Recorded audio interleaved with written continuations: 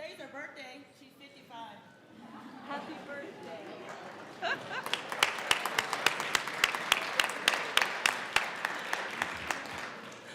The House will come to order. Representative Flanell will lead us in the Pledge of Allegiance. I pledge allegiance to the flag of the United States of America and to the republic for which it stands, one nation under God, indivisible, with liberty and justice for all. Mr. Shebel, please call the roll. Representatives Bacon. AML Bacon is excused. Barone. Basenecker. Bottoms. Bradfield. Bradley. Brooks. Brown. Caldwell. Camacho. Carter. Is here. Clifford. Okay, thanks. Rep. DeGraff is excused. Duran. English. Espinoza. Foray. Flanell. Froelich.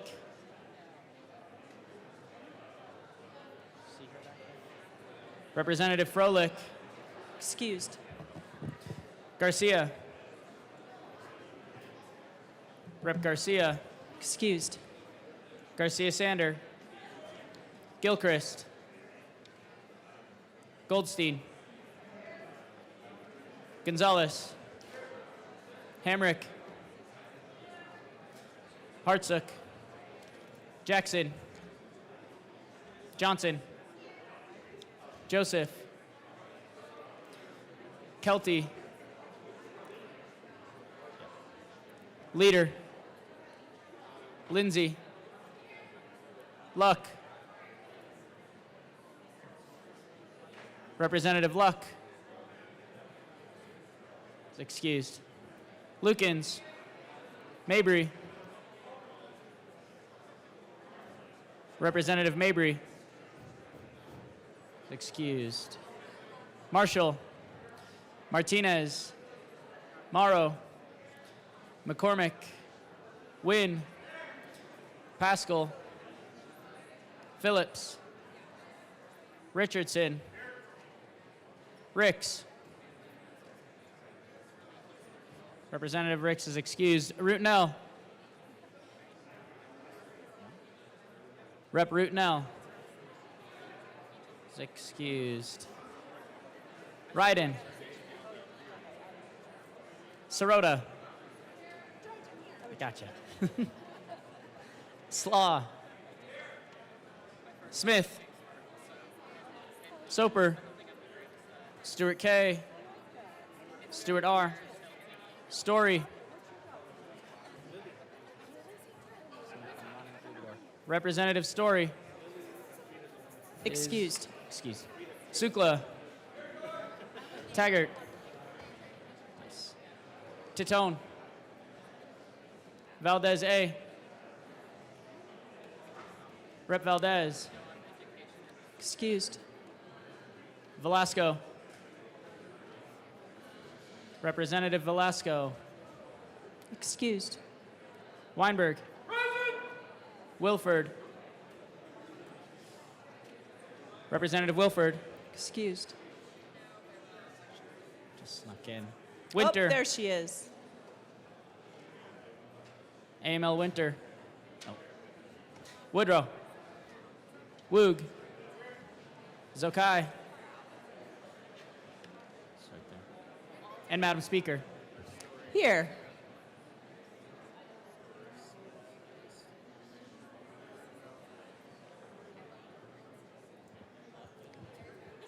With 58 present, 7 excused, we do have a quorum. Representative Flanell. Thank you, Madam Speaker. I move that the Journal of Wednesday, February 25th of 2026 be approved as corrected by the Chief Clerk. Thank you. Members, you have heard the motion that the journal be approved as corrected by the chief clerk. All those in favor say aye. All those opposed, no. The ayes have it. The motion is adopted. Members, we are proceeding to business. I will ask you to take your seats, please.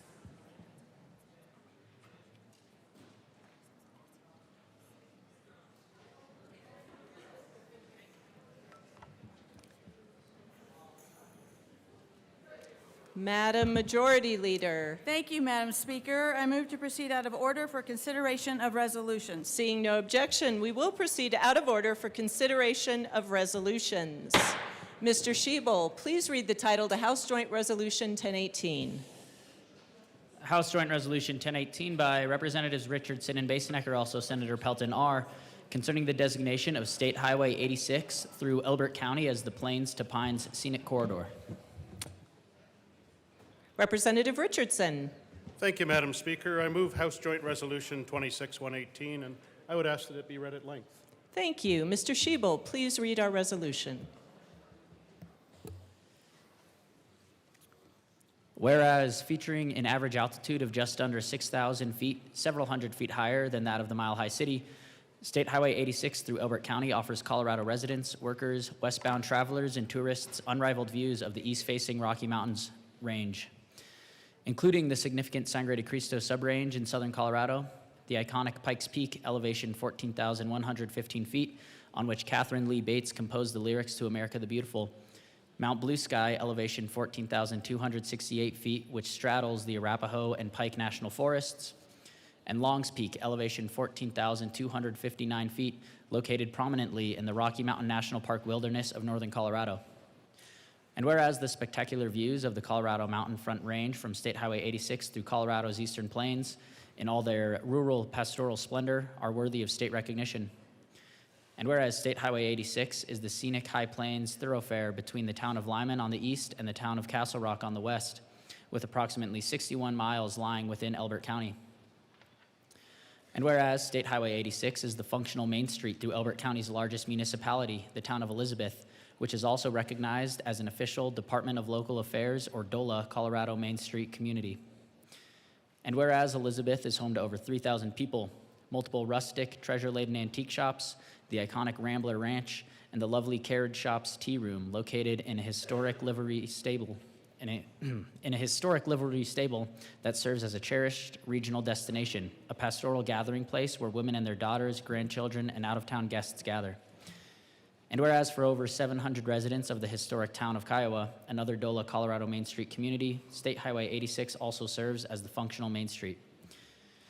And whereas Kiowa is the official seat of Elbert County government and home of the Elbert County Historical Society Museum, which occupies the historic Kiowa High School building built in 1921.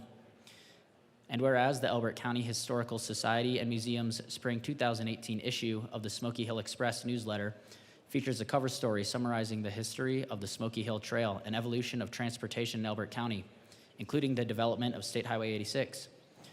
And whereas State Highway 86 is the primary access route for various tourist attractions in Elbert County region, including abundant outdoor recreation and historically significant sites like Buffalo Groves Incorporated, the Bijou Basin Open Space, Castlewood Canyon State Park, the Elbert County Fair, this year celebrating 92 years of cherished livestock and agricultural traditions and wholesome 4-H opportunities for young people, and a bevy of small family-owned businesses that generate essential tax revenues that benefit the people of Colorado.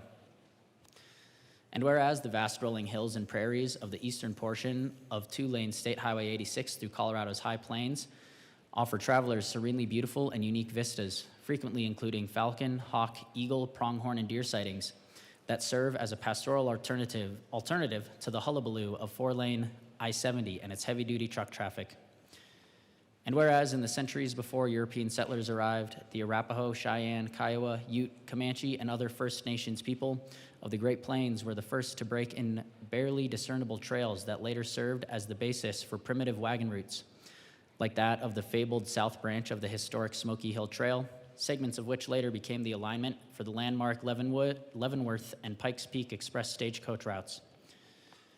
And whereas prior to Colorado becoming a territory in 1861 and long before achieving statehood in 1876, when much of what is now Colorado was still part of the Kansas Territory, the 1858 Pikes Peak Gold Rush led to a massive 4-year migration of prospectors, adventurists, and as prominent historian, professor, and author Tom Knoll described them, gold grubbers, town puffers, prostitutes, gamblers, and journalists who traveled on foot, on horseback, or by wagon or stagecoach through Missouri and Kansas towards the Pikes Peak area of the Rocky Mountains via the storied South Branch of the Smoky Hill Trail, large segments of which are State Highway 86 today. And whereas the Elbert County Board of County Commissioners and the mayors and trustees of the towns of Kiowa and Elizabeth support designating State Highway 86 as Colorado's Plains to Pines Scenic Corridor.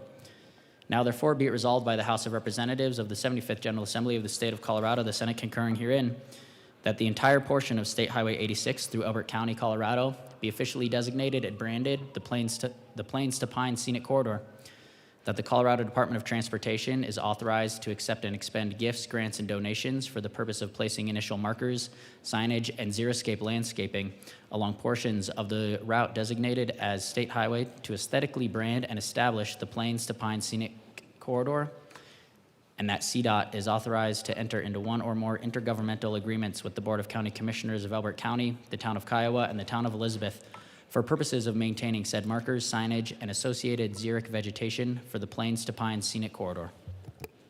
Thank you, Mr. Schiebel. And members, we got a bit ahead of ourselves. Representative Richardson, I need for you to withdraw this motion so that we can first lay over the resolution that should have preceded this one. Representative Richardson. Ma'am, I withdraw my initial motion. Thank you. Thank you. Madam Majority Leader. Thank you, Madam Speaker. I move to proceed out of order for immediate consideration of House Joint Resolution 1018. Seeing no objection, we will proceed back into order and proceed with House Joint Resolution 1018. We'll go again. Representative Richardson. Ma'am, I once again, now that the timing is right, move House Joint Resolution 1018. Thank you. And I'll dispense with the reading this time. Well, thank you. No, appreciate. Yes, that has been properly moved. Representative Richardson. Thank you, ma'am. Thank you, colleagues, and I appreciate your attention today. We spend a lot of time in this chamber talking about the urban and rural divide. This resolution today designates a scenic route that actually can connect our urban areas to the rural areas that surround the Denver metro. So it's absolutely a pleasure to be here today. I usually come up and ask you to vote no on things. I'm not going to do that right now. But before I go too far, I do want to recognize some guests here today. Elbert County Commissioners Dallas Schroeder and Byron McDaniel, Elizabeth Mayor Angela Turnus, and Kiowa Mayor Tammy Hart and Town Clerk Kim Boyd. And somebody you're all familiar with, and my co-sponsor in the Senate, Senator Rod Pelton.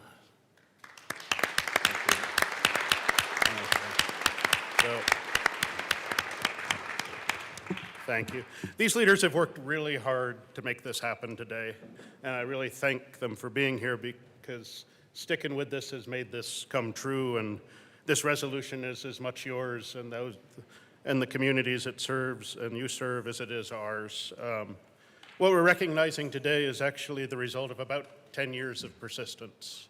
We've had civic groups, local leaders, governments reach out to the state on this issue multiple times over these years. This resolution's grown out of some discussions we had during the Transportation Legislative Review Committee this summer, and it's great to finally move this forward.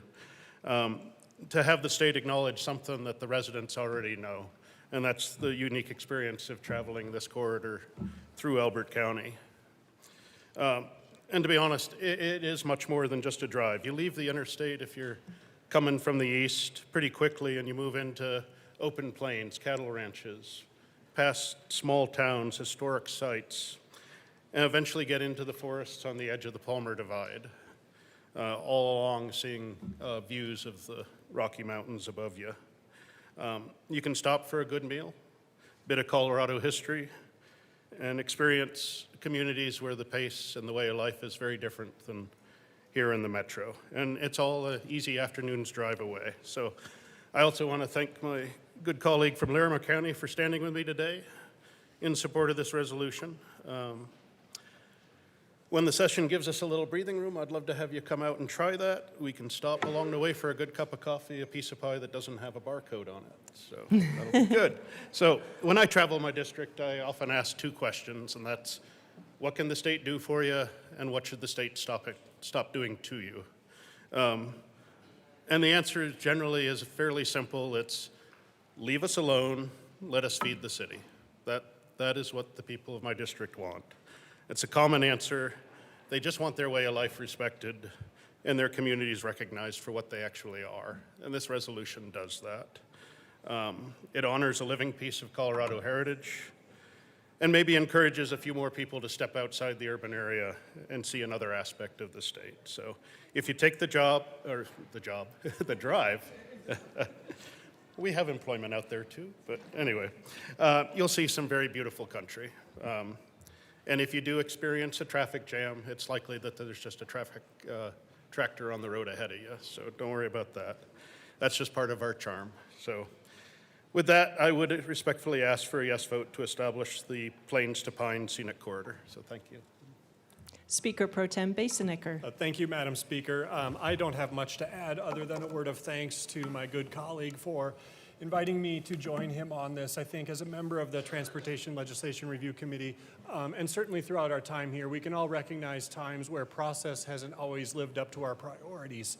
And I think this is one of those instances where it's real special to be able to put this forward and really move something that commemorates these really special places in our state. I think Larimer County is full of them as well. I would return the offer to buy a cup of coffee and a slice of pie for anybody whoever's interested. I will take my good colleague up on that offer. And I just think our state is so full of these precious places, and to be able to commemorate them and recognize them as such a huge part of why folks continue to call Colorado home is a real special moment for us as a legislature. So would ask for your support. Thank you. Representative Luck. Thank you, Madam Speaker. I rise in support of this resolution for two reasons. One, because of what this resolution is trying to accomplish, which is what we just heard from the resolution sponsors, but also because I believe that any resolution sponsors who are able to incorporate the word hullabaloo in a resolution this effectively deserve those kinds of kudos with the green button provides. So please push the green button. Thank you. Seeing no further discussion, the motion before us is the adoption of House Joint Resolution 1018. Mr. Schiebel, please open the machine and members proceed to vote.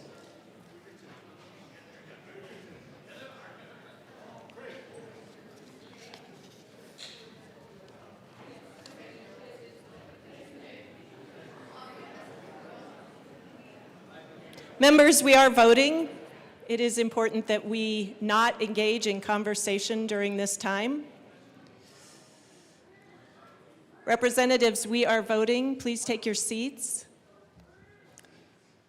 Please close the machine. With 63 ayes, 0 no, and 2 excused, House Joint Resolution 1018 is adopted. Co-sponsors.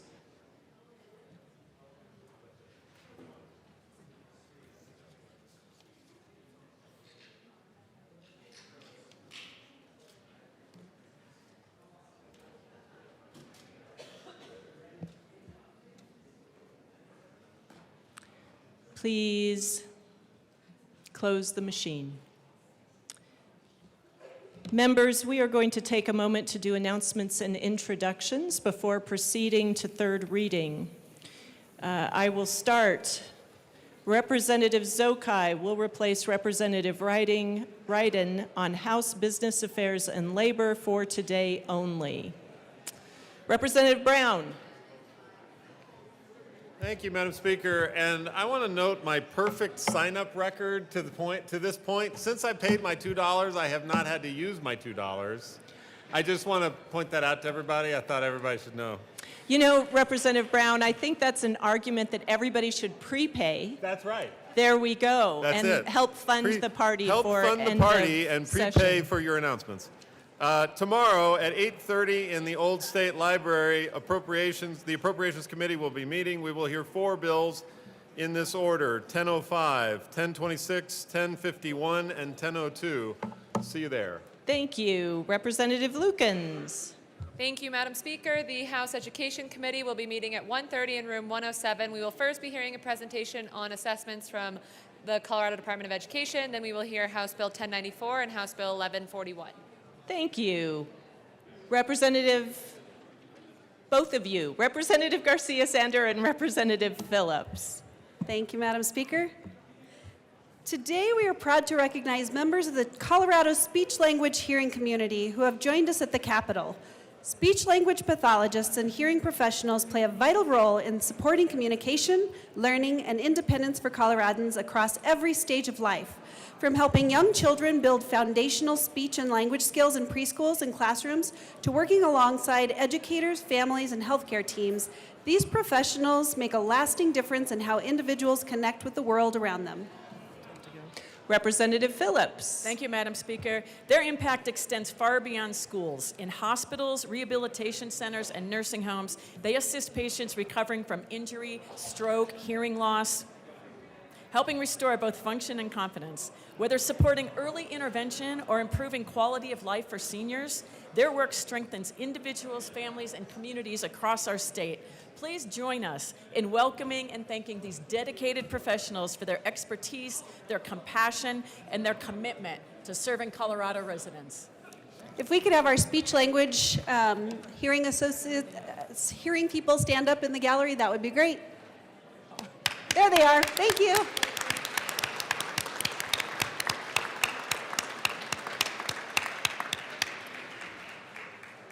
Representative McCormick. Thank you, Madam Speaker. Today, Agriculture, Water, and Natural Resources Committee will meet in room 107 upon adjournment, 15 minutes upon adjournment, to hear House Bill 1033 and House Bill 1132. Thank you. Representative Stewart. Thank you, Madam Speaker. Today is Youth Mental Health Day. This morning, I would like to thank and welcome the pediatricians, child adolescent psychiatrists, and other pediatric providers we have with us in the gallery. You will see a resolution in the coming days to recognize today as Youth Mental Health Action Day. And the youth of Colorado are calling upon Colorado's elected officials to prioritize policies that support youth mental health and well-being. So the General Assembly recognizes February 26, 2026 as Youth Mental Health Action Day, where we honor the tireless efforts of pediatric healthcare providers and commit to collaboratively supporting Colorado's kids' mental health and well-being. And I'd like to recognize there's a lot of them here today, so please stand up if you're in the gallery.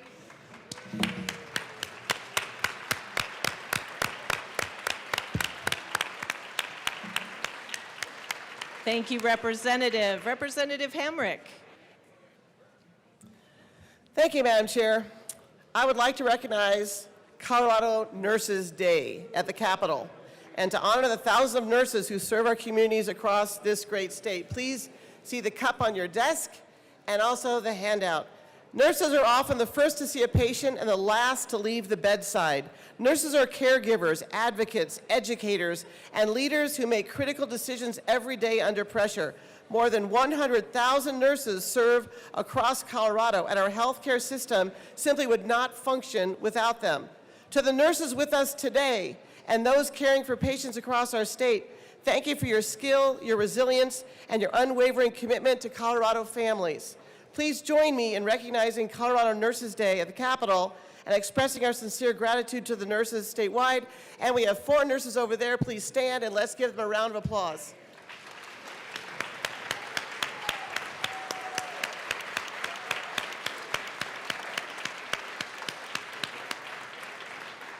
Thank you, Representative. Representative Phillips. Thank you, Madam Speaker. This is a Thornton fire update from yesterday.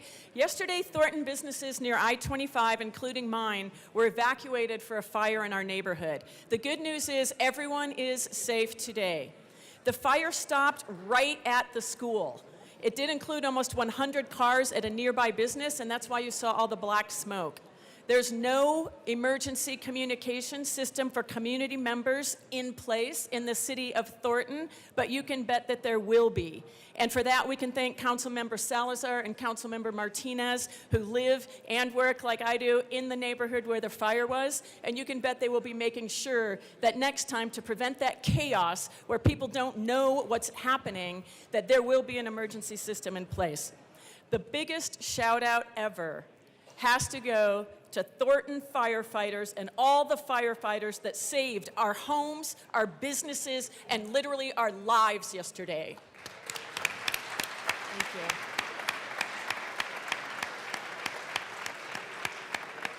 And Representative, thank you so much. We will recognize that as a moment of personal privilege. Thank you. Representative Woodrow. Thank you, Madam Speaker. Members, just an announcement that the Finance Committee will be meeting 10 minutes upon adjournment. 10 minutes upon adjournment. In room 112 to hear the following four bills in this order: 1048, 1110, 1077, and 1102. See you there, 10 minutes upon adjournment. Thank you. Thank you, Representative. Representative Valdez. Thank you, Madam Speaker. Members of House Energy and Environment, we will meet today at 1:30 or upon the adjournment of morning committees in the Old State Library to hear 1081, 1121, 1007, 1226, and the introduction of the PUC sunset. It's going to be a night. Bring some dinner for me, and I'll see you there at 1:30. Thank you. Representative Sirota. Thank you, Madam Speaker. I just wanted to extend a very, very warm welcome to my parents who are here. This is my last year to have them as my constituents, and so they're here to join us along with my extended family of other House District 9 members. So thanks for coming.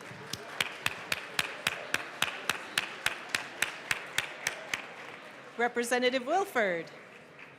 Thank you very much, Madam Speaker. The State Civic, Military, and Veterans Affairs Committee will meet 15 minutes upon adjournment. That's 15 minutes upon adjournment to hear in this order House Bills 1118, 1130, and 1143. See you there. Thank you. Representative Carter. Sorry, Representative English. Thank you, Madam Speaker. Members, we are almost at the end of Black History Month, and today we are having Taste the Diaspora in the West Foyer from 12 to 1:30. So if you're hungry, come downstairs, have your badge on, and the food will be featured by the African Grill, the Jerk Pit Smokehouse, O's Cuisine Soul Food, Uncle Dave's Barbecue, Mama Ja Vegan Soul Food, Miss Peabody Tea Cakes, and it's enough food for everybody. So please join us. Thank you. Thank you. Now Representative Carter. Thank you, Madam Speaker. Today's hidden figure presented to you by the Black Caucus, the Tuskegee Airmen. The Tuskegee Airmen were the first African-American military pilots in the United States Armed Forces, serving with distinction during World War II and breaking racial barriers in the process. Trained at Tuskegee Airfield in Alabama, these highly skilled aviators overcame segregation, discrimination, and limited opportunities to prove their excellence in combat and leadership. As members of the 332nd Fighter Group and the 477 Bombardment Group, they flew thousands of missions, most famously escorting bomber planes and earning a strong reputation for bravery and reliability. Despite facing racism within and outside the military, the Tuskegee Airmen remained committed to their mission and demonstrated that courage and competency know no color. Their outstanding performance helped challenge harmful stereotypes and Excuse contributed me, to the Representative. desegregation. Members, if you could keep your voices down. Thank you. Please proceed. Excuse me. Their outstanding performance helped challenge harmful stereotypes and contributed to the desegregation of the U.S. military in 1948. But beyond their wartime service, they became lasting symbols of perseverance and patriotism, inspiring future generations to pursue career in aviation, military service, and leadership. Please join me in celebrating the Tuskegee Airmen. Again. Representative Carter. Thank you, Madam Speaker. In honor of the Tuskegee Airmen today, we have members of the Chi Phi chapter of Omega Psi Phi Fraternity Incorporated. Please stand.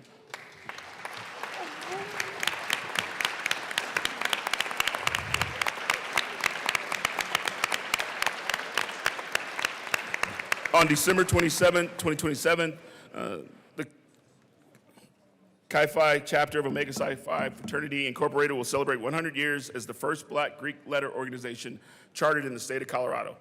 Founded on November 17, 1911 at Howard University, the International Fraternity of College-Educated Men is guided by 4 cardinal principles: manhood, scholarship, perseverance, and uplift. For a century, from 1927 to present, Omega men have served as leaders and change agents across Colorado communities. There were 3 local members of Omega Psi Phi fraternity that were also Tuskegee Airmen: Brother Hubert Jones, Arthur Hale, and Samuel Hunter. The Tuskegee Denver chapter is named after Brother Hubert Jones, also known as Hooks. Please join me again in celebrating the Chi Phi Factor chapter of Omega Psi Phi Fraternity Incorporated.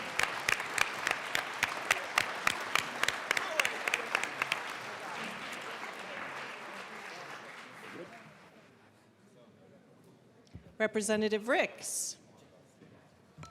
Thank you, Madam Speaker. Business Affairs and Labor will meet at 1:30 today. 1:30 today. We're going to be hearing 2 bills, HB 261135 and HB 1054. See you there. Thank you.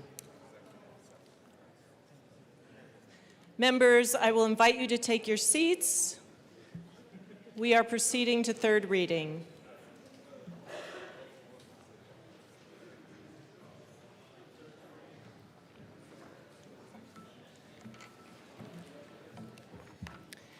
Mr. Schiebel.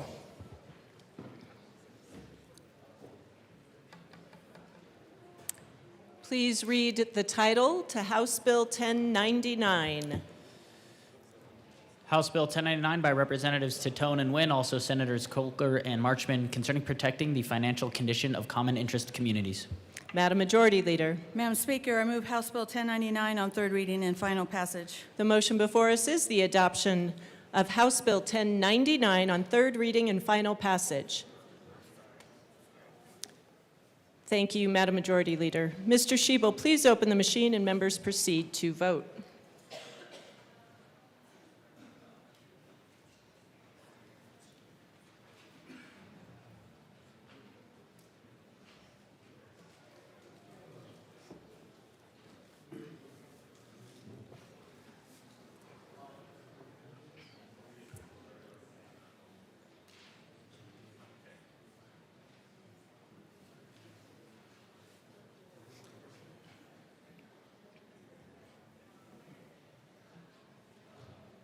Please close the machine.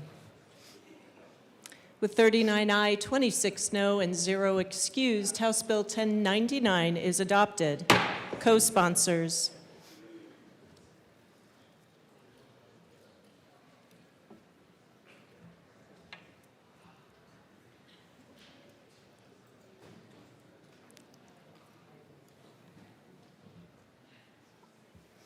Please close the machine. Mr. Schiebel, please read the title to House Bill 1010. House Bill 1010 by Representatives Wilford and Jackson, also Senator Danielson, concerning increasing support for older adults in the workforce. Madam Majority Leader. Madam Speaker, I move House Bill 1010 on third reading and final passage. The motion before us is the adoption of House Bill 1010 on third reading and final passage. Mr. Schiebel, please open the machine and members proceed to vote.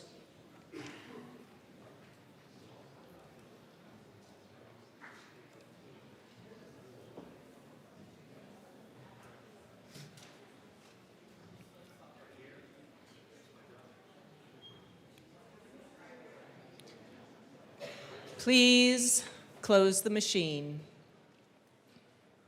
With 47 aye, 18 no, and 0 excused, House Bill 1010 is adopted. Co-sponsors.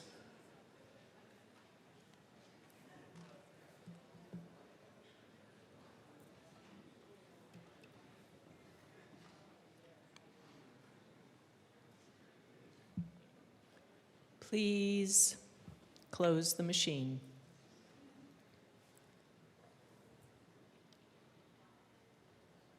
Mr. Shebo, please read the title to House Bill 1031. House Bill 1031 by Representatives Soper and Martinez, also Senators Roberts and Catlin, concerning protections for certain agricultural products grown in Colorado. Madam Majority Leader. Madam Speaker, I move House Bill 1031 on third reading and final passage. The motion before us is the adoption of House Bill 1031 on third reading and final passage. Mr. Shebo, please open the machine and members proceed to vote.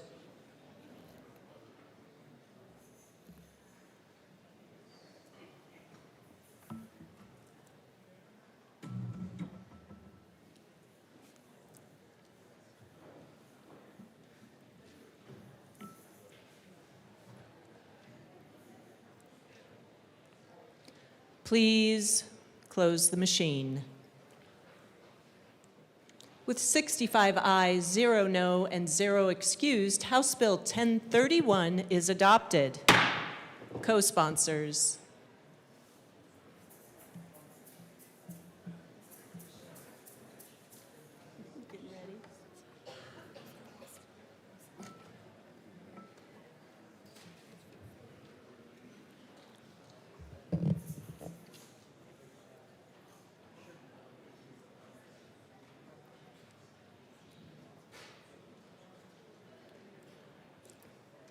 Please close the machine. Mr. Shebo, please read the title to House Bill 1024. House Bill 1024 by Representatives Kelty and Ryden, also Senator Frizzell, concerning raising the age of a child who may be voluntarily relinquished from 72 hours old to 30 days old or younger. Madam Majority Leader. Madam Speaker, I move House Bill 1024 on third reading and final passage. The motion before us is the adoption of House Bill 1024 on third reading and final passage. Mr. Shebo, please open the machine and members proceed to vote.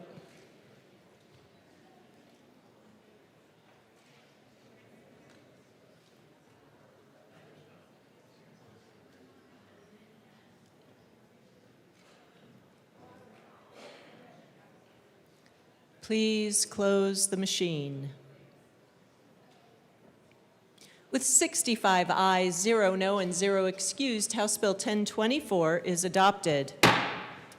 Co-sponsors.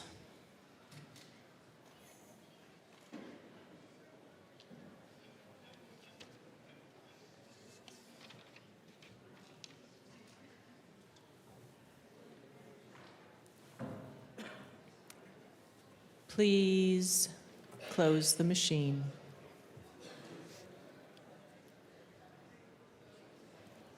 Mr. Shebo, please read the title to House Bill 1023. House Bill 1023 by Representatives Luck and Woodrow, also Senator Baisley, concerning clarification of a political party's liability for certain accessibility requirements relating to ballot access for persons with disabilities. Madam Majority Leader. Madam Speaker, I move House Bill 1023 on third reading and final passage. The motion before us is the adoption of House Bill 1023 on third reading and final passage. Mr. Shebo, please open the machine and members proceed to vote.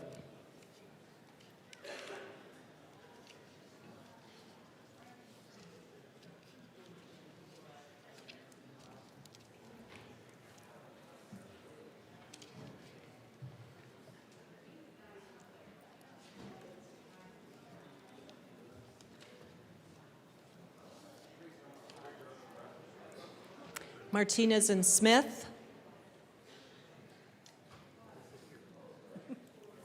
Please close the machine.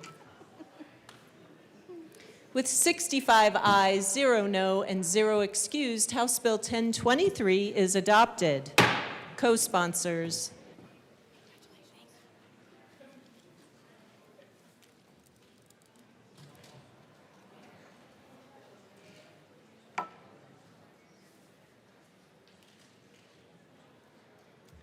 Please close the machine.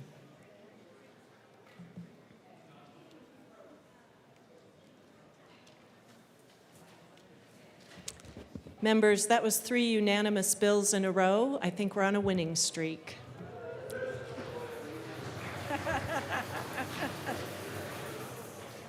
Madam Majority Leader. Thank you, Madam Speaker. I move the following bills be made special orders on February 26, 2026.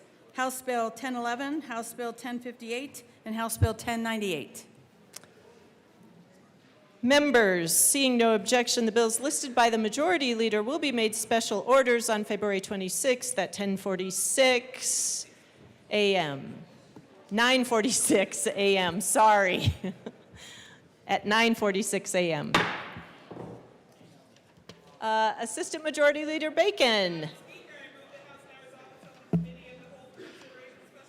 Members, you have heard the motion. Seeing no objection, AML Bacon will take the chair.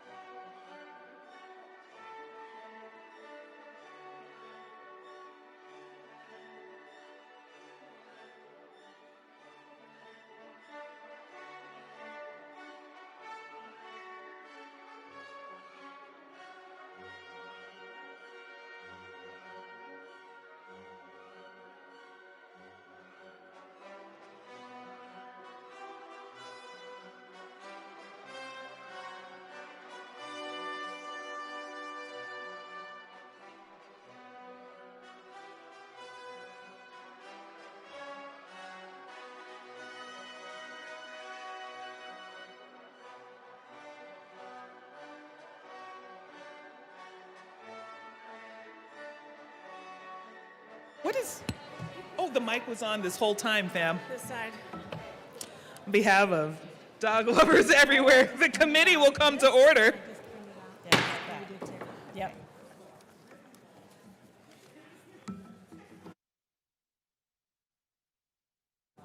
Yeah, I got it right here.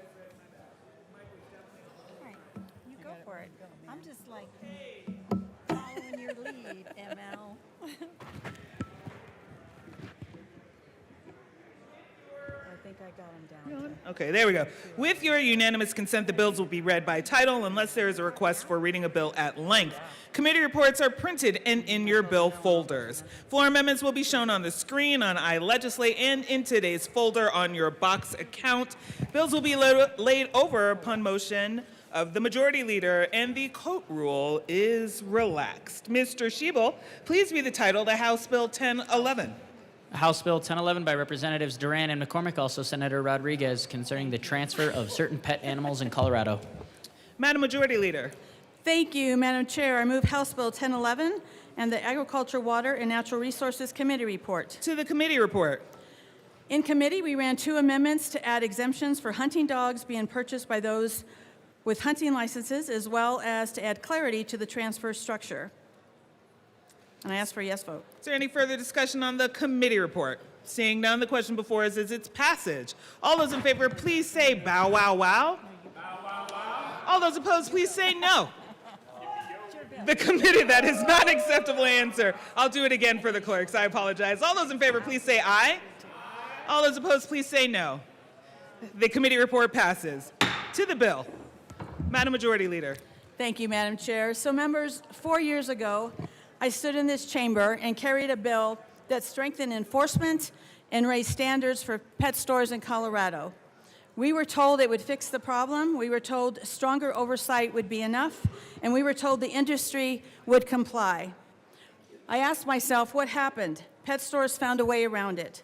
Because when profit is the priority, loopholes become business models. I didn't bring a bill the last 4 years. I brought it to create protections now, protections for consumers, protections for families, and protections for animals who cannot speak for themselves. And here we are again. We have seen the reports, we have seen the sick puppies, we have seen families walk into stores believing they are supporting responsible practices, only to learn later that they financed cruelties, that puppies were shipped from out of state. If stronger standards alone worked, wouldn't it have already worked? This bill is not about shutting down small businesses. It's about shutting down a pipeline of suffering. It gives stores the opportunity to partner with rescues, to support adoptions, to sell supplies and services that so many have already been doing successfully. It creates a path forward that is more humane and responsible.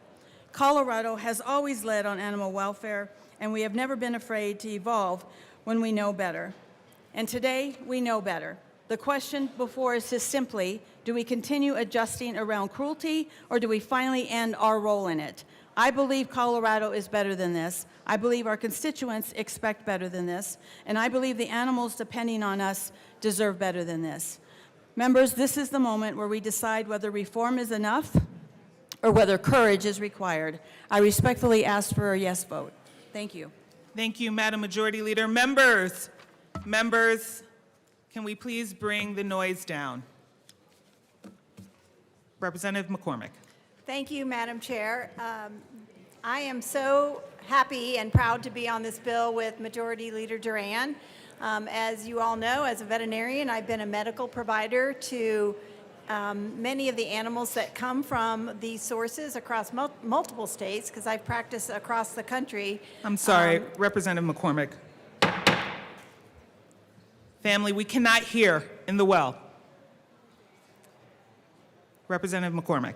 Thank you, Madam Chair. And unfortunately, these animals have been represented to the consumers that have purchased them as healthy, well-socialized animals from responsible breeders. But in reality, after personally inspecting these dogs, many consumers have paid thousands of dollars only to end up receiving an animal that has been born with a congenital defect, a behavioral problem, or disease due to poor breeding and living conditions. And too often over the years, it really broke my heart to do an initial exam on a puppy with an excited family in the room that spent a lot of money only to tell them that their puppy had a heart murmur or luxating patellas or abnormal teeth or poor conformation or a behavioral issue already at 8 weeks of age. And I have also been the owner of 3 dogs that came from breeding animals at puppy mills who ended up in rescue networks, and each of them had serious behavioral or medical conditions when I adopted them. This is why 26 cities across Colorado have taken up the step to prevent the sale of these animals in their own jurisdictions. And this bill doesn't just support good ethical business practices, it supports those responsible breeders both across Colorado and across the nation that do not work with third-party brokers. They work directly with consumers, just as everybody's favorite dog, except for Peaches, Pippin, came from a breeder in La Junta. So it is important for consumers to understand that they want to know the puppy's parents, they want to know the genetic information, they want to see the conditions where the puppies were raised, and this bill supports those practices. So I urge each and every one of you for the welfare of the pets across our state and to strengthen consumer protection and lift up those small businesses that support the pets in our state to vote yes on this bill. Thank you. Representative Johnson. Thank you, Madam Chair. And I love the positivity that Pippin and Peaches bring and what the sponsors are trying to accomplish. There was no doubt in committee when we discussed and had many, many panelists on both sides, and we went into the wee hours of the night. There was no question that we don't want what's best for the dogs and the cats. Not that cats really came up, but they're included in the bill, but for our pets, we want the best for animal welfare. There was no question about that. The questions that I brought forth were, what is a puppy mill? There's no definite definition, and I'm one that takes things very literal. I was trying to read, I was trying to get through the testimonies on what's a puppy mill, and all I could get out of it was large. But large is not it's not a quantity. I sometimes think my dog Peaches is a lot to handle, and that's one dog. I sometimes think when I'm watching all the family dogs, that's 3, that's a lot to handle. So is large 5 dogs that are breeding? Is it 10 dogs that's breeding? Is it 15? Is it you had 3, but they each had 8 puppies, and now you have a ton? There was no definite of what a puppy mill is, and so I got really confused as we're looking at what we're, trying to accomplish, and understanding, if we're going to point out what's happening in statute, I get concerned when we don't have definites, when we don't have definitions, and we don't have numbers, because we hear in this building all the time, small versus large. We have, small farms versus large farms. We have big families versus small families, big communities versus small communities, but what is that number? When we were looking at the brokers, a lot of them came forth and said they were actually the stopgate between some of this abuse of animals. They were the ones vetting, no pun intended, but vetting the animals. And so what do we do when a breeder has maybe 3 or 4 dogs and miraculously all those dogs have 8 or 9 puppies and they can't sell all those dogs? They don't have enough families. But they don't want the burden of having all those puppies. A lot of the times the brokers would come in to take them to pet stores so they had a place to go and get a lovely family outside of that community, but for the whole state of Colorado to have options. And so when we're looking at the thing, why are we not targeting, the people who are doing these harms to the animals? Instead, we're blaming the business owners. We're blaming the routes. We're blaming the ways that we're helping connect all of Colorado. If I have, a breeder in Fort Morgan, how do they get their dogs to the West Slope? If we have breeders in the West Slope, how do they get them down to Colorado Springs? So really looking at this, I understand the issue trying to being addressed, but without a definite of what is a puppy mill, and without actually looking at how we're going to hold those who are doing the bad accountable, and instead we're blaming the business owners who are doing good, I am going to encourage a no vote. Madam Majority Leader.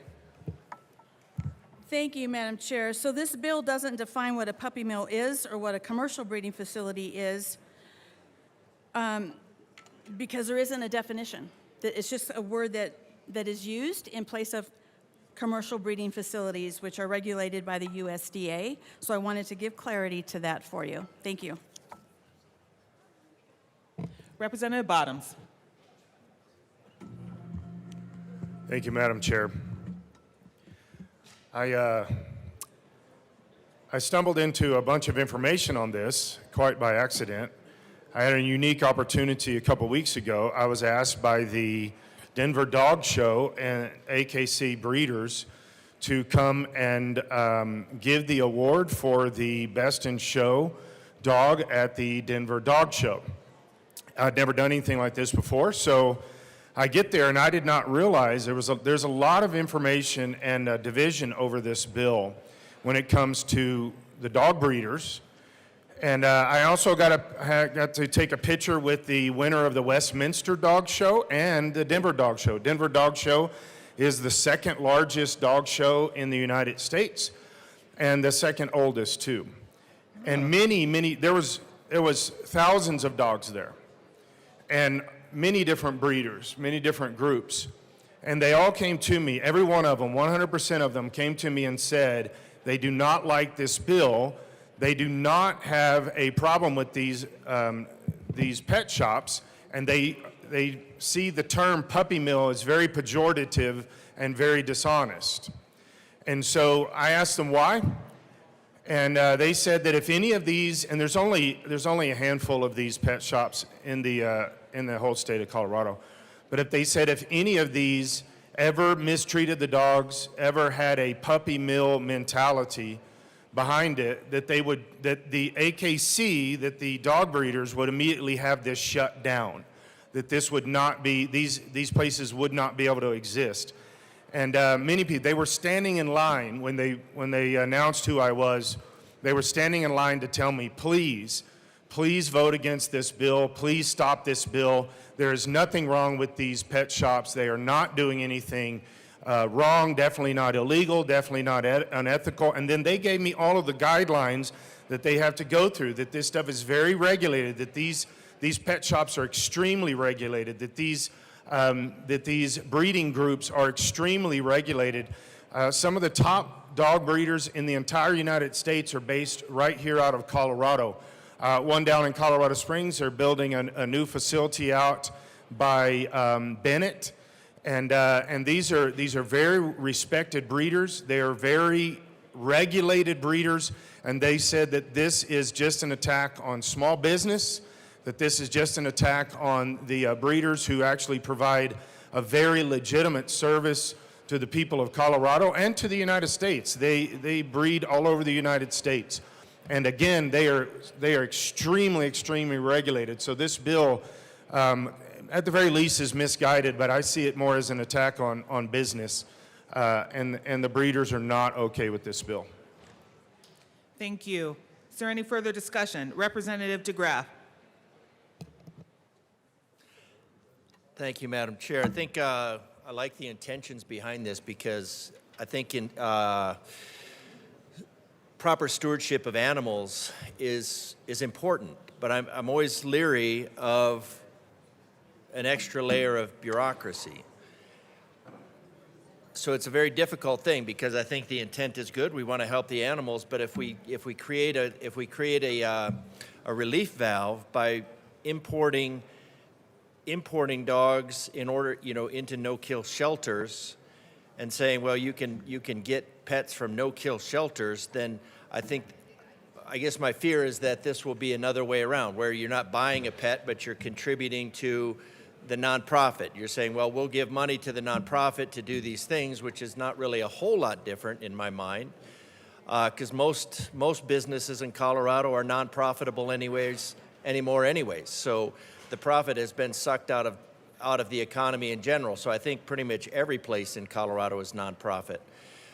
So I'm afraid that, then we encourage, I guess my fear is encouraging the importation into no-kill shelters and basically becoming a relief valve for other parts of the country.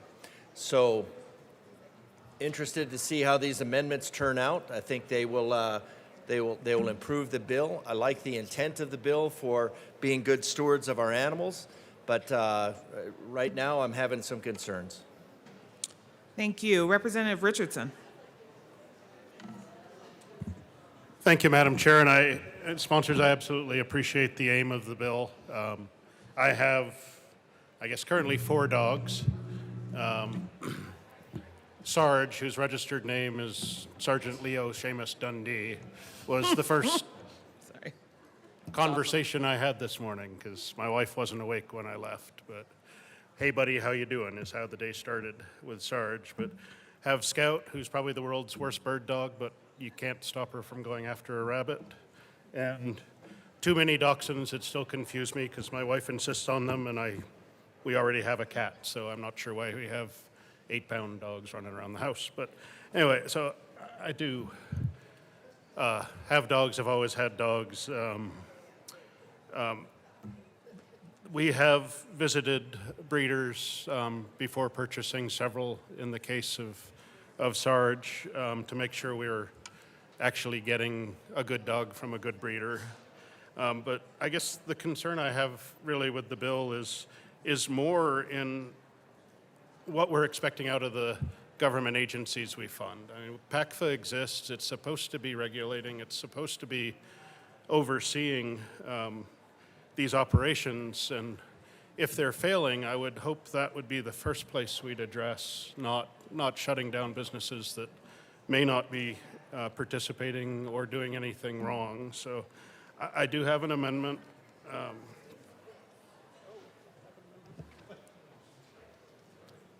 There's usually more people back there. Sorry. That's okay. I thought they were sure.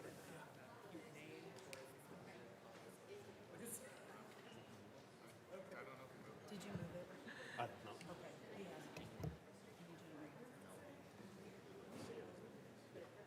Oh. Yeah.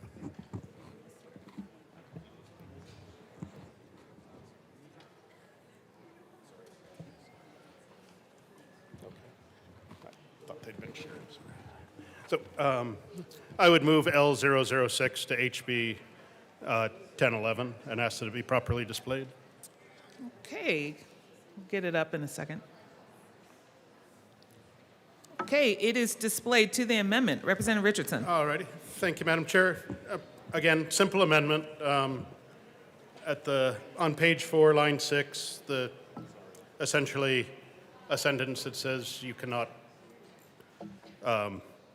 sell these animals. It just extends with unless the pet store has acquired the dog or cat from a breeder or other source in accordance with the rules and standards adopted and established pursuant to Article 80. Essentially, if PACFA has okayed the source and they're operating under PACFA rules and regulations, then they should be able to have that animal for sale. And thank you. Representative McCormick. Thank you, Madam Chair, and thank you for the suggestion. My concern with this amendment is that even the use of the word breeder here could potentially be a loophole to scoop in those operations that are large-scale kind of third-party broker operations. So with respect, I urge a no vote on Amendment 6. Representative Richardson. Thank you, ma'am, and I appreciate the additional info. If we had our rep from Fort Morgan earlier kind of ask what the definition of a puppy mill, what was the size, et cetera. So a large breeder, a small breeder, not knowing what that scope is, but if they are operating within the rules that we've established, I think either that shouldn't be a problem or the oversight and the rules we have established aren't proper. Representative McCormick. Thank you, Madam Chair. The point is that the goal of the bill is to help consumers go straight to a breeder and not have this third-party in-between middleman broker situation. And so even with that amendment, it would still have the same system in place, and that's why we oppose the amendment. Is there any further discussion on Amendment L6? Seeing none, the question before us is its passage. All those in favor, please say aye. Aye. All those opposed, please say no. No. Amendment L6 fails. To the bill, Representative Garcia-Sander. Thank you, Madam Chair. So I am also a dog owner. We just sent one of our dogs to the Rainbow Bridge a couple weekends ago, and he was a rescue. Thank you. He was a rescue, and he was very, very special. We got him when he was 3. He went to Scotty Rescue, and we didn't invest in the 23andMe or anything like that for him, but he was special. And we had him for 4 years, and he had a very tragic, fatal illness, and so we had to make the difficult decision to let him go. We've had rescues before from breed-specific rescues. We have gone directly to the breeders for some of our dogs. And I have to say, breeder research it takes a lot of time. It's not something that you take lightly, and if you're looking for a specific dog, you have to research. We've gone as far as the eastern edge of Nebraska to find somebody with really good bloodlines for their dogs, to find a dog that we wanted. And we know that that's not what everybody's able to do also. And so pet stores do fill a need in our communities. There are only 7 pet stores in Colorado left. And I guess one of my worries has been that small business owner, only 7. And there are some, I don't know about all 7 of them, but there are some that definitely are following the rules. And what this bill does is it wipes out all 7 of the small business owners. And I guess if they've followed the rules, this bill still closes their business. So with that, I move Amendment L008 and ask that it be displayed.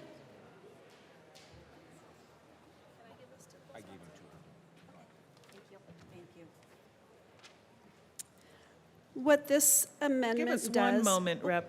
Sorry, thank you. Okay, it's displayed. Go ahead, Representative Garcia-Sander. Thank you, Madam Chair. Wait. Yeah, Madam Chair. It's AML Bacon. Up here, it could be chair. Okay, thank you. Thank you, Madam Chair. I am going to learn this. This what this amendment does is if there is an existing license for a pet store, which means that they have a valid license, which means that PACFA has kept on top of them to make sure they're following the rules and regulations. If they have a valid pet animal facility license, this would allow them to continue to operate, and the bill would not affect them. So it wouldn't allow for new licenses, really, but if they followed the rules, then this amendment would make the bill not shut their business down. Okay. Madam Majority Leader. Thank you, Madam Chair. Let me just give some clarity that we are not shutting pet stores down. What we're saying is they can't source puppies from large commercial breeders. Many of the stores that we have sell merchandise, they sell food, they have adoptions, so they've been able to successfully continue. Regarding this amendment, I'm asking a no vote for.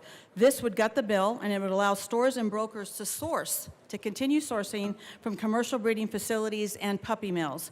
PACFA does not regulate pet stores or broker source forms. Existing PACFA regulations are simply not enough to do what this bill will do, and I ask for a no vote. Representative Johnson. Thank you, Madam Chair, and thank you to the sponsor for the explanation. I know when I was talking to some of the pet stores, the best way that it was explained to me is you can't have a Tractor Supply store and not selling any of the main things. All you're doing is selling maybe some of the tire shine or some of the ropes for your horses, but none of the main feed or the tractors. So for pet stores, you're not allowed to sell a dog or a cat, and you're just doing the leashes and the clothes. And mind you, the clothes are very expensive. I buy a lot of them, but it's not enough to keep the business intact. Their main revenue is from the pets that they are selling. And so the fear is that eventually they would have to close out because they're not making the profit margins that they need. I urge a yes on this amendment. Is there any further discussion? Rep. McCormick. Thank you, Madam Chair. Just wanted to point out that we do have pretty significant data from across Colorado and the country on how successful, how profitable pet stores are that are selling goods and services like boarding, grooming, training, pet sitting, as well as the goods that they sell. And these stores are really significantly more profitable per square foot of business than those that are selling puppies, almost twice as profitable, where we're seeing an average of $524 per square foot compared to $272 per square foot. So just the actual data coming out of the economic analyses of these stores refutes that claim, and we will still say that we'd like a no vote on this amendment. Representative Garcia-Sander. Thank you, Madam Chair. In my small town, we have had two small pet stores that are not pet stores. They're pet food, leashes, accessories, stores, and both of them have closed. One was open for 5 years, couldn't afford the rent and the taxes and the fees and the insurance and all of that, and they closed. And the second one was open for less than 2 months and couldn't sell enough pet food and leashes and everything to be able to maintain a viable business. That's in my small town. I know that there are several other pet stores, pet supply stores in my district that have closed in the last 5 years because they can't make it if they're not selling other things besides pet food and leashes. With the advent of Amazon and Chewy and all the online, I'm probably not supposed to say this, but all the online merchandisers, people are not going to their local pet stores to buy the food and accessories as much as they used to. And so the small guy is really struggling, the small business owner is really struggling to keep their business afloat just selling pet supplies. And I ask for a yes vote. Is there any further discussion on L8? Representative Kelty. Thank you, Madam Chair. I am in support of this amendment, and I just want to know from the bill sponsors, if for this amendment,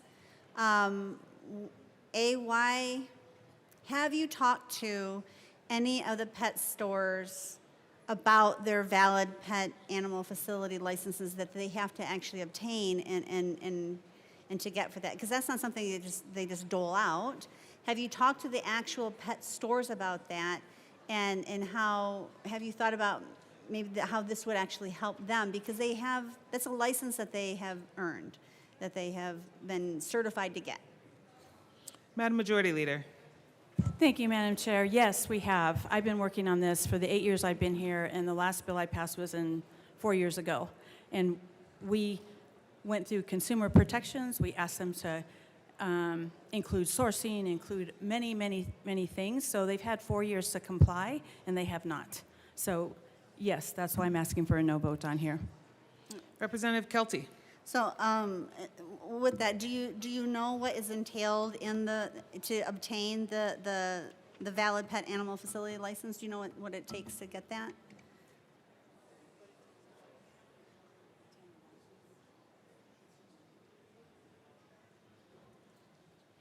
Representative McCormick. Thank you, Madam Chair. The question is, do we know what it takes to obtain and retain a PACFA license? Correct, to get this certification, this license, yes. There's a whole process, an inspection process, and there's pages and pages of rules that people have to follow. In fact, the state of Colorado is unique in its the fact that we do have this department that regulates the pet animal care facilities across, and it goes for groomers, it goes for pet stores, it goes for boarding facilities, it goes for private breeders. All have to have a PACFA license, and many other states across the country don't have that level of inspection and protection for the animals. So it takes a lot to get a PACFA license and to keep it. You have to go through series of inspections on a periodic basis and renew your license. Representative Kelty. So then you agree that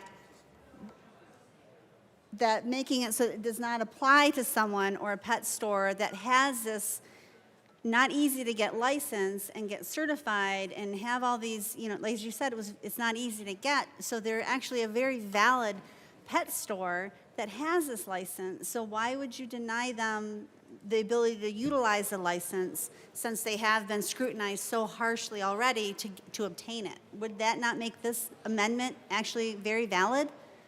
Rep. McCormick. Thank you, Madam Chair. This amendment would actually gut the bill. It's not once they get here that's the problem. It's where they're coming from and the fact that they have this middle person. So it's the welfare of those animals and where they started out life, not once they get here and are offered to the consumers. So I completely agree that the PACFA licensing program has a really high standard. It's the fact that where have these animals come from and how they have been put up for the consumers for sale, and that the consumers have really not the information they need, and these animals are not getting the care and attention they need from the start of when they're bred and birthed. So this amendment would actually undo all the work that this bill is trying to do. So that's why we urge a no vote. Representative Kelty. So for me, that's very conflicting. You're saying, it's been said that basically these pet stores have to go through the arduous work to actually get a valid pet animal facility license.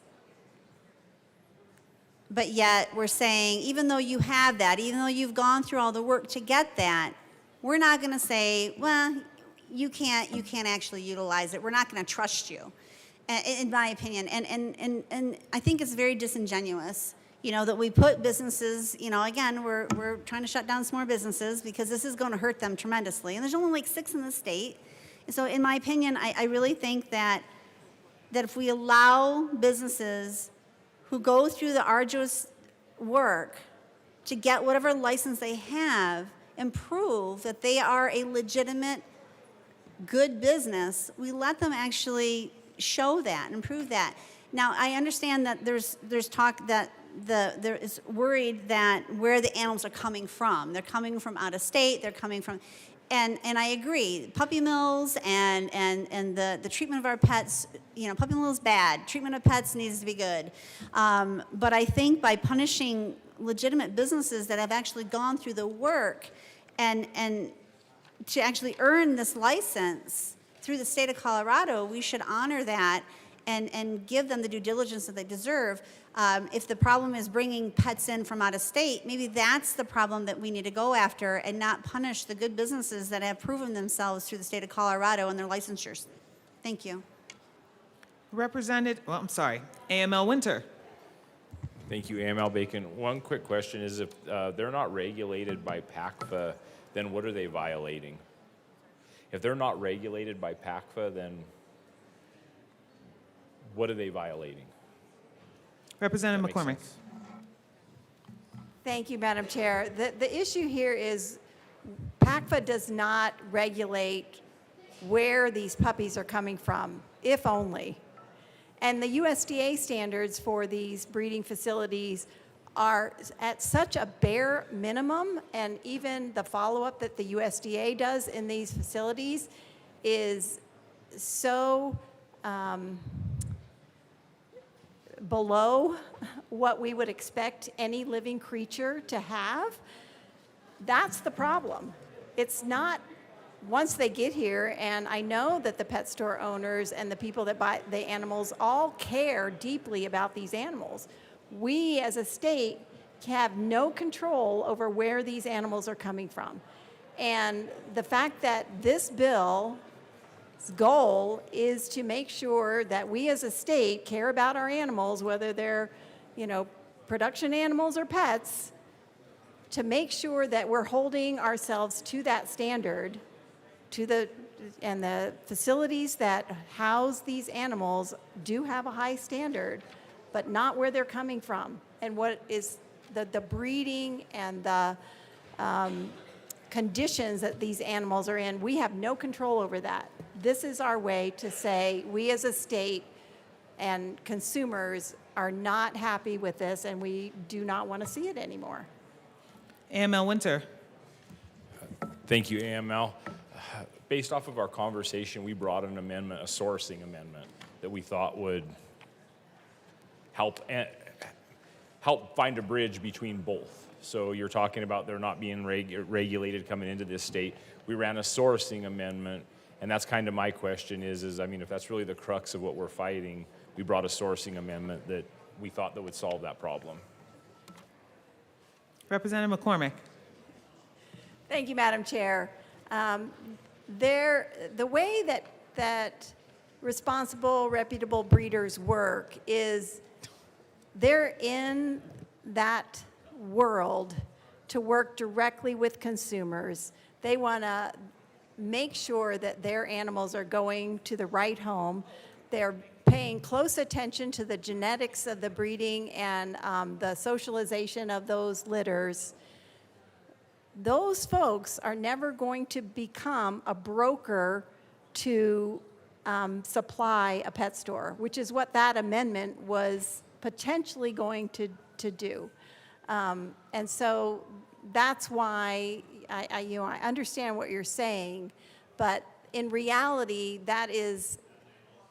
that's not going to happen, and that also opens up the idea of being able to call these commercial, larger scale operations breeders, and it would dilute the whole bill. Is there any further discussion on L8? Seeing none, the question before us is its passage. All those in favor, please say aye. All those opposed, please say no. L8 fails. To the bill. AML Winter. Thank you, AML Bacon. I'd like to move Amendment L007 to House Bill 1011, ask that it be properly displayed. Okay, the amendment is displayed. AML Winter.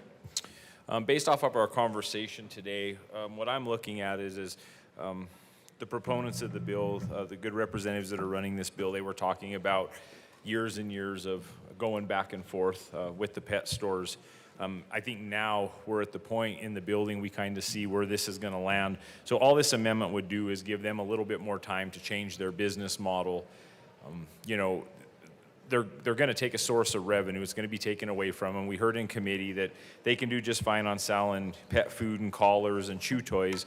But, you know, I'm just looking to try to extend this out for them a little bit. That way they can find a business model that's going to carry them forward. And I ask that the sponsors consider the amendment, and I ask everyone on the floor for a yes vote. Representative Johnson. Thank you, Madam Chair, and thank you, AML, for bringing forth this amendment. When we're looking at other revenues to keep a business alive, maybe they want to open up grooming on site. Now they have to go get some of their staff to be certified to offer those grooming practices. Maybe they want to, a part of their pet store, offer some veterinarian consultation. Not a full vet service, but maybe they're looking at ways that they can outsource for medications for vets now, and they need to make sure they're adapting to what requirements would be to get those correct certifications or those correct trainings to help keep the welfare of the animals that are coming in to buy the product. Well, not the animals buying the product, but the humans. But they're going to benefit the animal, and that's really what the intent of this legislation is for, is to benefit the animal. So this amendment will help strengthen that, as we're also promoting the businesses as they do look for different revenues. And that takes time for training, certifications, and for the requirements by the state to see what they're allowed to add into their business license. I urge a yes vote. Madam Majority Leader. Thank you, Madam Chair. And members, I ask for a no vote on this amendment. Okay, is there any further discussion on Amendment L7? Seeing none, the question before us is its passage. All those in favor, please say aye. Aye. All those opposed, please say no. No. Amendment L7 fails. To the bill. Representative Sukla. Thank you, Madam Chair. So I've been listening to the back and forth, and I got a scenario. I have an auction company. I do a 3-day farm auction every year. And my main customers are Navajos and Utes. I'm 70 miles away from the border. So as far as it looks to me, what we're trying to do is regulate other states with this bill. And so I'm trying to figure out with this bill, what's going to happen when my Navajo family comes to my farm auction and brings the puppies for me to auction off, which I do make a commission, 15% off of that actually. What is going to happen to the Navajos when they can't bring the puppies to me anymore? What is going to happen to the Utes when they come and bring their puppies for me to auction? They also buy the puppies from me at the farm auction, and then they take them back to the Navajo reservation, and they take them back to the Ute reservation. I'm trying to figure out how this bill goes. A lot of these people don't even know what the breed is. They're mutts, actually, that we're selling, but people buy the puppies from me at the farm auction. So we could say, well, maybe they would be classified as an ag dog, but they might be a poodle. I'm not going to have a poodle chasing my Black Angus bull around. So I'm trying to figure out, how does this bill come into play for the Navajos and the Utes that trade with me in my farm auctions? Thank you. Madam Majority Leader. Thank you, Madam Chair. I'd like to ask my colleague if he profits from that auction that you do. You do profit? Okay. Then if you did not, do you want to give some clarity to that? So, Representative Sukla. Sorry, go ahead. I Thank just you, have to Madam acknowledge you. So I do auctions at charities that I do not profit on. But on the farm auctions, a 3-day sale, 3,000 people come to that sale every year. And I get 15% commission off of whatever I sell, whether it's a tractor, a puppy, a hammock, whatever it is that I sell, I get 15%. Madam Majority Leader. Thank you, Madam Chair. So PACFA doesn't regulate that. And in the bill, if you look, I think we kind of went through this section the other day, that you would be exempt from that. So the Representative farm Sukla? auction would be exempt? Right, because it's for Okay, ag. hold on. Sorry. We can't dialogue back and Madam Majority Leader. Thank you, Madam Chair. So this is for hunting dogs and ag dogs, then yes, they are exempt. Okay. Representative Sukla. Even if it's a poodle or a schnauzer? Madam Majority Leader. Thank you, Madam Chair. So if I may ask my colleague if this is a farm auction? It is. That was Representative Sukla saying it is. You gotta raise your hand. Madam Majority Leader. Thank you, Madam Chair. Then yes, then you are exempt. Representative Sukla. Thank you. Thank you, sir. Representative Kelty. Okay. Representative Kelty. Thank you, Madam Chair. And so I understand the premise of the bill, and my heart is truly goes to the bill sponsors. I understand what their intentions are, and to stop the whole puppy mill thing, make sure the pets are treated correctly and with love and care, and the owners know where they're coming from. I totally understand that, but I do believe that we're tackling the problem from the wrong end. I used this analogy yesterday. It's almost like we're biting the tail off the snake instead of biting the head off right away. And I do believe that this type of legislation is really something that Colorado should be working with other states for or with, because it's the other states that are bringing these puppy mill puppies into Colorado.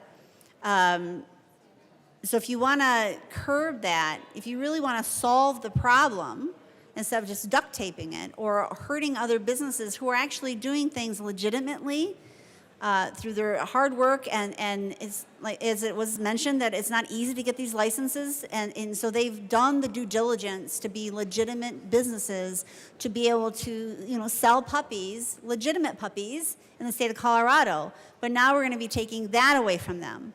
So we're shutting down more businesses. We always talk about, we support our businesses, but then something like this comes along. That's not support for our businesses. We are tackling the problem from the wrong end. We need to take this to other states, work together like we are with our water. Let's do it for our puppies. Let's work with other states and actually shut these puppy mills down with their help. This way, this legislation's not going to do it. It's just going to hurt other businesses, and I'm telling you, puppy mills they're unscrupulous anyways. They're going to find a way. If it's not through the 6 stores that are left here in Colorado, it's going to be another way. So let's actually bite the head off the snake and get it done right the first time. This legislation is not it, and I'm asking for a no vote. Is there any further discussion on House Bill 1011? Representative DeGraff. Thank you, Madam Chair. And I don't really have an amendment. It would just be an idea, and one along the lines that we don't attempt very often. So it'd be kind of a conceptual amendment at this point that I'd like to talk to the sponsors about. But it would be more of an incentive than a hammer, right? And it's a reward instead of a boot. And that would be something like maybe just relieving the taxes on the business for businesses that can demonstrate that they have. So you'd have your good businesses that have their licenses, and then if you reward them by removing some level of taxation, or say all the taxation on the sale of those puppies. So puppies that can demonstrate a pedigree, a lineage from a known breeder, and then instead of having this where the business is squeezed, because the regulations in this room are continuing to squeeze the life out of all businesses. And that is one of the reasons that they would have to go to a puppy mill, because they have to go to a place where they can maximize their profit. They have to minimize their costs, maximize their profit, probably also try to avoid some of the taxes of this state in buying the product in the first place. But if you relieved the taxation on those businesses, then now their marginal cost goes down, which means their profit automatically goes up. And then you would have an incentivization structure where you're rewarding businesses that are doing this well, that are providing this good, that are willing to, I suppose there would be a license if they're already licensed anyways, that we know that they are a solid business, that they have the animal stewardship practices that you endorse, and that the pet stores, so what I would envision is no taxation on that transfer, on that sale for them to buy an animal for this purpose, so that that marginal cost would go down, so that when they do sell it in their store, they have a competitive advantage. And maybe even go as far as taking those stores and saying, well, you know, what we could do is we could lower the taxation on those stores and maybe give them a break on maybe even their products. So if they're selling products and they are a certified proper breeder store, instead of becoming a pass-through for the puppy mills in other states, where we're just going to, through the no-kill shelters, where we're just going to be passing these through and then encouraging people to give money to nonprofit organizations, generally too often that are money laundering organizations first and foremost. But instead of passing through that and encouraging Colorado to be a dumping ground for the puppy mills in other states, and then people getting puppy mill puppies through this dumping process, that we would actually create an incentive structure around business. Now, crazy enough as it sounds, I mean, there's probably a lot of businesses that would benefit from that, because as we know, when we want to encourage a business in Colorado, quite often what is done is a tax incentive is given to them. If you look at, say, the data centers that we want to attract to Colorado, that what's thrown out on the table is big tax incentives. So not taxing, I mean, getting past the entire problematic nature in general of taxation, of penalizing somebody, of dragging on that economy for the sake of siphoning the lifeblood off it, you could actually, in this case, you could relieve that pressure, encourage proper breeding techniques, encourage proper stewardship with the animals, and you could encourage better business practices. So that would be an amendment I would like to, if we have more time, maybe third reading or something like that. I'd like to talk to the sponsors about, who say the intent of this is not to drive businesses out of business, but those businesses are saying you're going to put us out of business. So at some point we have to listen to them. So maybe there's a compromise that can be had. And maybe that is a compromise could be to take the pressure off that business for the demonstration of good stewardship practices in this breeding program. So maybe for thirds, so I guess in that case you just have to decide, is it puppies or taxes that you love better? I have my guesses, but that would be that's my conceptual amendment. Thank you for the potential proposal of an amendment, but I see paper. I don't have an amendment. Oh, okay. So we're back to the bill. Is there any further discussion on the bill? Okay, Representative Graff. No conceptual amendment? Sorry. I was like...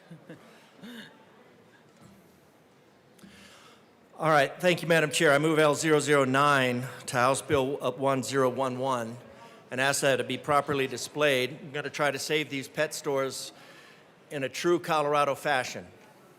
What? Okay. And the way that I'm going to hold on, Representative Graff. First of all, let me just... Okay, the amendment is up, and I hope you can speak to the amendment. And looking at the language, I'm just going to prepare myself. So please to the amendment. Thank you, Madam Chair. I'm bringing this amendment because I have a dream. Okay. I have a dream that one day we'll care as much about preborn persons as we do about puppies. But until that time, I think we could solve this problem in a true Colorado fashion, in a true fashion that I think really embodies the spirit of this General Assembly. I would ask you to tread carefully. Thank you.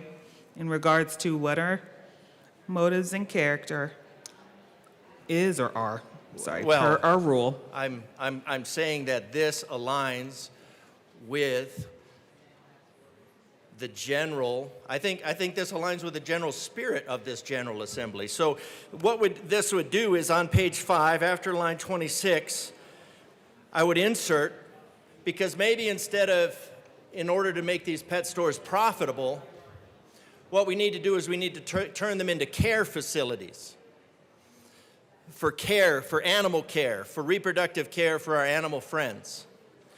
And so a pet store shall abort all puppies beyond 2 in the litter to improve the living conditions of the 2 remaining puppies in the litter at the store and improve the health conditions of the 2 remaining puppies. To comply with this subsection 4, a pet store, and this is in compliance with not just the nature or the spirit of the General Assembly, but this is in line with the actual wording of our bills in how we handle preborn humans. So this is truly capturing the spirit of the General Assembly, that a pet store may abort puppies at any time, for any reason, by any means.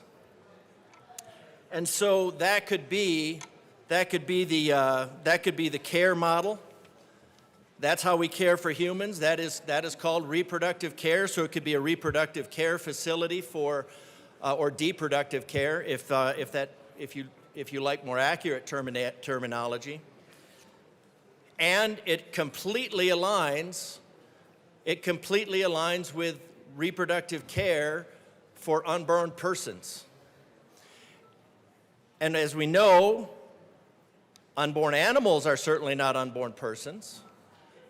So this is completely in line with the nature of the General Assembly. It is a solution to the problem. It would allow pet stores, hopefully, to remain in business. We wouldn't become a dumping ground. So I ask for a yes vote on this amendment. Representative McCormick.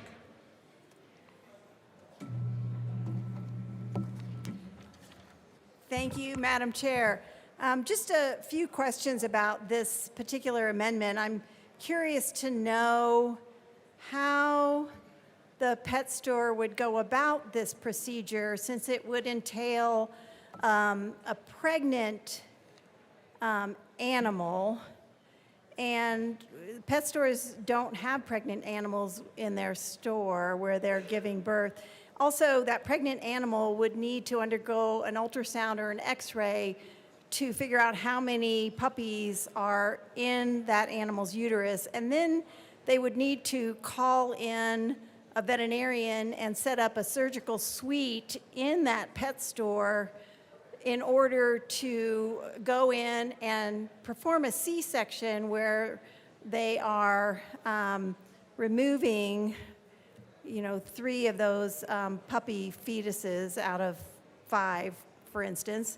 Then that animal would have to go through a recovery period and then give birth to those remaining 2 puppies. So I just really want to know how that would happen and who would be paying for all that at this pet store. It's just a little bit beyond belief. Representative DeGraff. Thank you, Madam Chair. I think those are all excellent questions, and I think we have a structure that answers to all of those things. I mean, most times I don't think an ultrasound is required for a human pregnancy. I don't think so.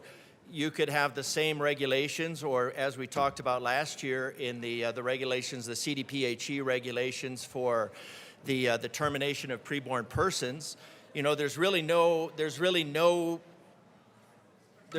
boundaries on it. When you look at the laws that have been passed passed by members in this room, it is literally by any means, by any time, any means, any method. I mean, we could.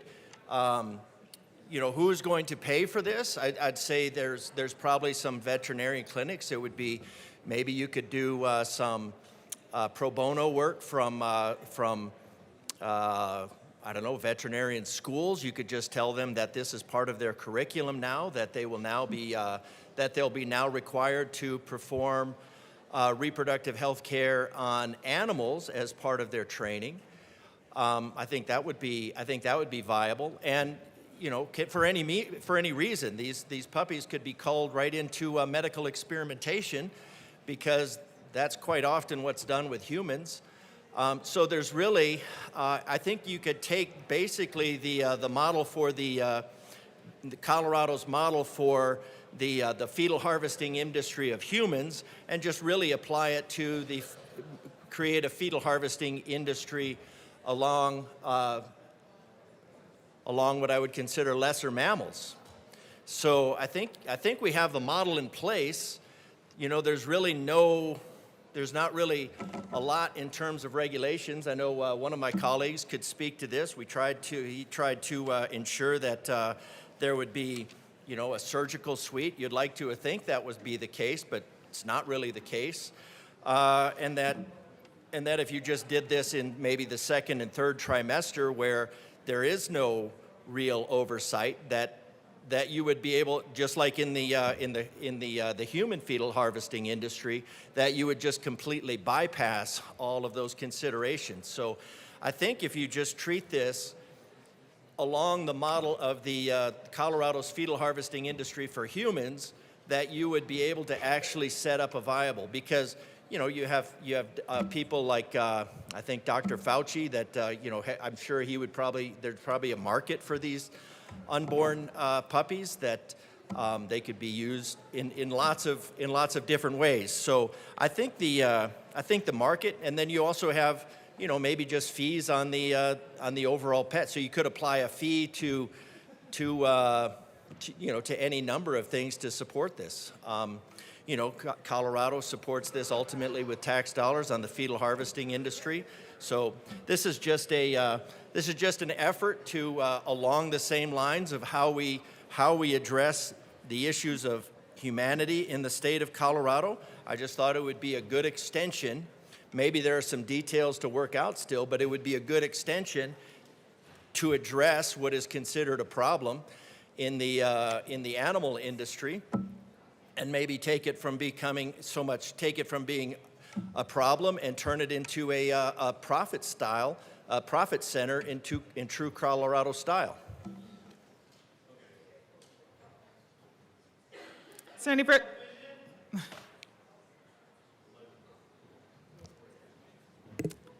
Okay.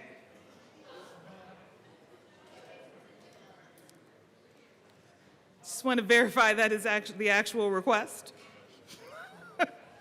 That a division has been called.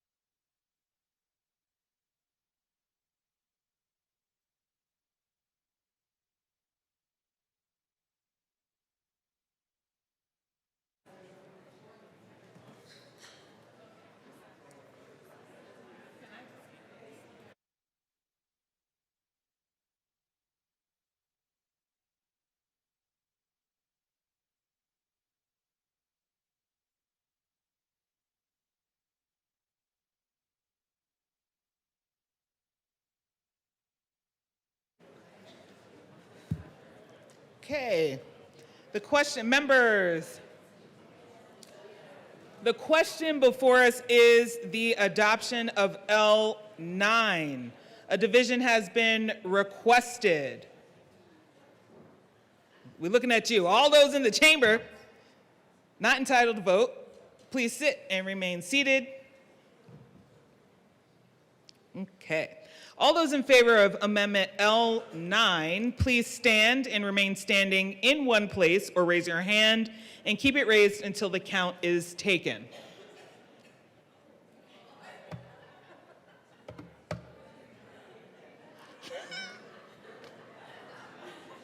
You may be seated. All those opposed, please stand and remain standing in one place or raise your hand and keep it raised until the count is taken.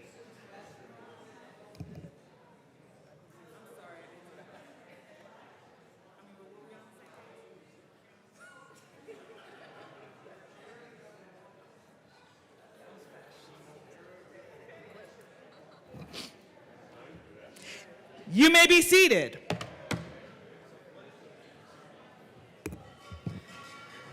L9 is lost. To the bill, Representative DeGraff. Thank you, Madam Chair. Yeah, obviously I'm against feticide in any way, shape, or form. Life is a beautiful thing. Life is worth preserving. Life is the foundational right that to secure these rights, these self-evident, these certain self-evident creator-endowed rights, the first of which is life, without which liberty and the pursuit of happiness are meaningless. So the purpose, so of course I'm against this. I'm just trying to give you guys the option that is in keeping with your values.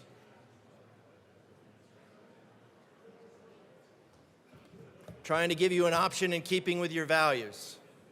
And if you can't stomach doing it for a puppy, why would you advocate for the mechanical dismemberment, the suffocation, or the exsanguination, the Representative bleeding out? DeGraff, we are not debating that. The bill is about the transfer of certain pet animals.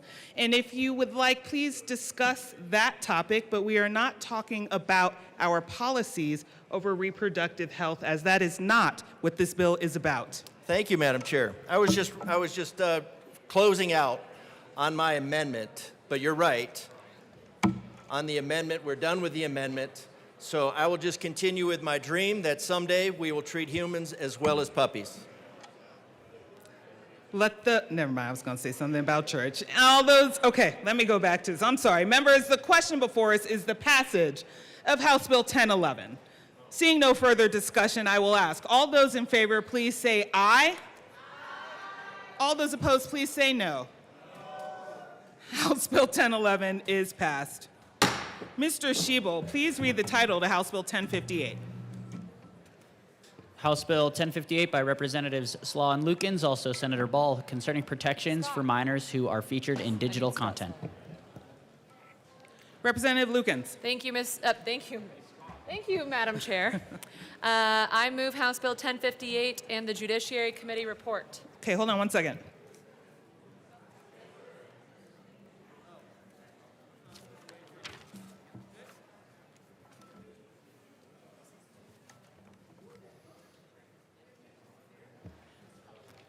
Representative Lukens, to the committee report. Thank you, Madam Chair. In the Judiciary Committee, we brought an amendment in relation to clarifying that newsrooms are not included in the definition of online hosting platform. We ask for your yes vote on the Judiciary Committee report.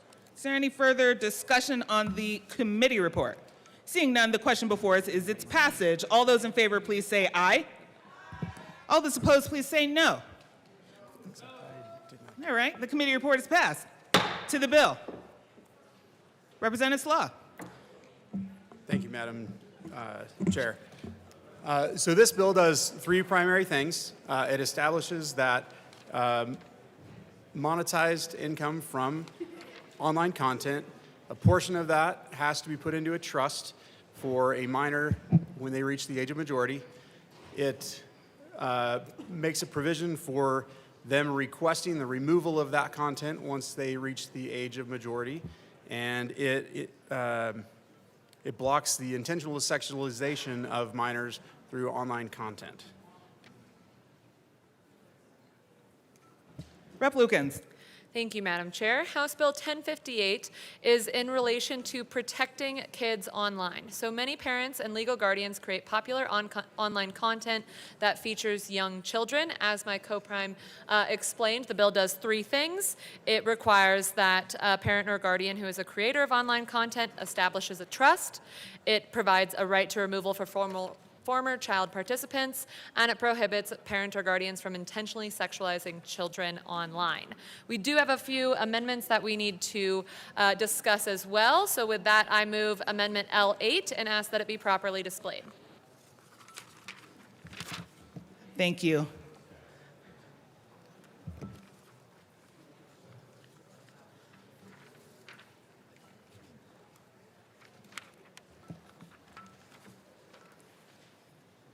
Okay, L8 is properly displayed to the amendment. Rep. Lukens. Thank you, Madam Chair. L8 makes clarifications to the part of the bill allowing for someone to request that content featuring them as a minor is removed. Under the bill, an online content posting platform must facilitate a process for an individual who is featured in content as a minor to submit a takedown request to the owner of the content, and it puts certain requirements on the content creator to comply with those requests. We ask for your yes vote on Amendment L8. Is there any discussion on L8? Seeing none, the question before us is its passage. All those in favor, please say aye. Aye. All those opposed, please say no. L8 is passed. To the bill, Representative Lukens. Thank you, Madam Chair. I move Amendment L13 and ask that it be properly displayed.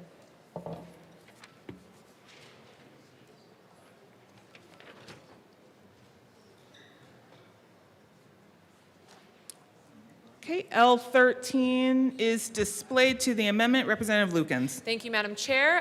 In lines 1 through 2 and line 7, it ensures that an emancipated minor who wants to request that the content creator remove content can do so before reaching the age of the majority. Lines 3 through 5 specify that the trust cannot be revocable by the parent or guardian unless the minor beneficiary consents. And then lines 8 through 10 is in relation to creating a clear presumption for journalism and legitimate news reporting on online platforms so that a minor featured in legitimate news content cannot later request the news organizations remove their image from stored content. We ask for your yes vote on L13. Is there any further discussion on Amendment L13? Seeing none, the question before us is its passage. All those in favor, please say aye. All those in favor, please say aye. Aye. All those opposed, please say no. L13 is passed. Representative Slaw. Madam Chair, I move Amendment L14 and ask it to be properly displayed.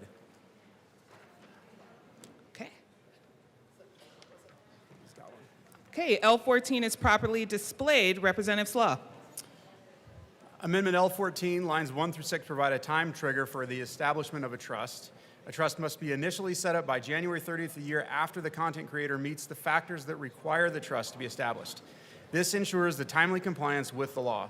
We cannot trigger this from the time a contract is executed for compensation with the online platform because other sources of income like sponsorship may bump the creator over the $15,000 limit. Lines 8 through 18 came at the request of stakeholder companies who wanted some flexibility and clarifications in the content takedown provision of the bill. It adds flexibility for how a covered platform has to deliver a content removal request to the content creator from a person who appears as a minor.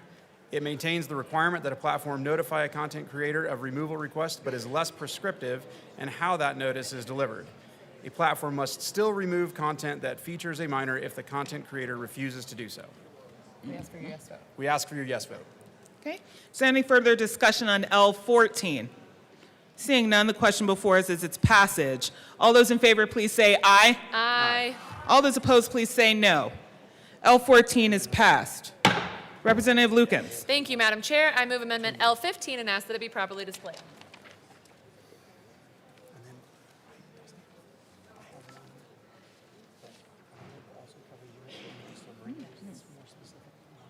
Okay, Okay, L15 is displayed. Representative Lukens. Thank you, Madam Chair. Lines 1 through 2 clarify that total compensation for purposes of triggering a trust for a child includes compensation from sponsorships, not only from the online platform based on views. Lines 3 through 6 ensure that when an online platform cannot be sued for removing content at the request of an adult whose image was posted when they were a child. And then lines 7 through 9 give the online platform some flexibility in determining how it helps mitigate risks related to the monetization of child erotica. When they already have such policies in place, we ask for your yes vote on Amendment L15. Okay, is there any further discussion on L15? Seeing none, the question before us is its passage.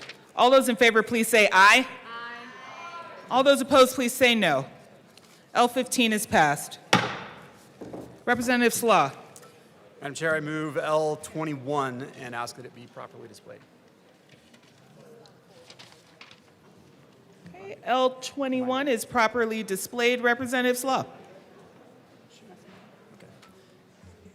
Thank you. L21, it changes the threshold for which the trust kicks in lines 1 through 2. In lines 3 through 5, it changes and allows that if you are emancipated, you can access the trust. Line 6, it changes the percentages that go to the minor.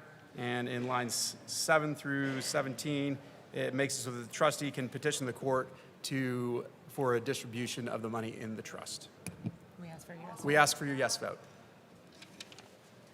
Okay. Is there, sorry, it's the tour. Is there any further discussion on L21? Seeing none, the question before us is its passage. All those in favor, please say aye. Aye. All those opposed, please say no. L21 is passed. Representative Lukens. Thank you, Madam Chair. I'd just like to say thank you to the Judiciary Committee for your extensive feedback during committee. I believe we captured all of your feedback in the form of these amendments. So we ask for your yes vote on House Bill 1058 as amended. Is there any discussion on House Bill 1058? Representative Zokai. Thank you, Madam Chair. I'll fix that. I don't believe we did actually capture all the feedback in House Judiciary.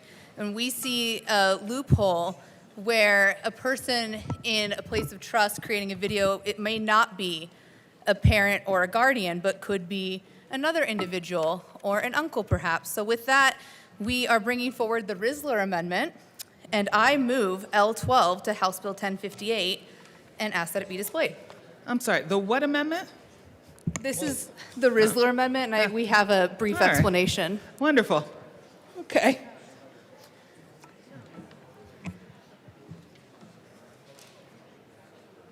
I think that's a technical term. Okay, L12 is displayed to the amendment. Representative Mabry. Thank you, Madam Chair. Okay, members, to understand the importance of this amendment, I think it's important to understand who the Risler is. So the Risler is a kid influencer. He's in the 4th grade. He's famous for making the Riz face. He's gone on Jimmy Fallon to make the Riz face. And his deal is that he hangs out with AJ and Big Justice. They're the Costco guys. They go to Costco, they get the chicken bake, they get the double chunk chocolate cookie. They rate their favorite candies on the boom meter, 1 through 5 booms. And it's unclear to me how the Risler will be protected under this bill without this amendment, because the Risler is not AJ's son. Big Justice is AJ's son. And so, members, in the name of protecting the financial interest of the Risler, please vote on this amendment. Okay, I'm just trying to catch up with the commentary. Representative Zokai. Thank you, Madam Chair. I just would like to add that we give this amendment 3 big booms.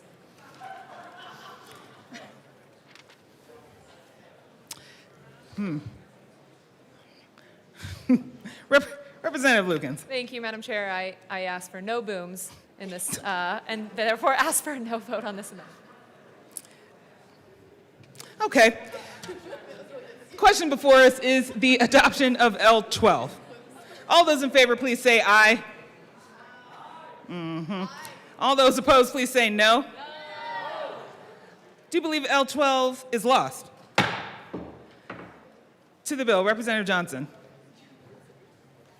Thank you, Madam Chair. I move L019 to House Bill 1058 and ask that it be properly displayed.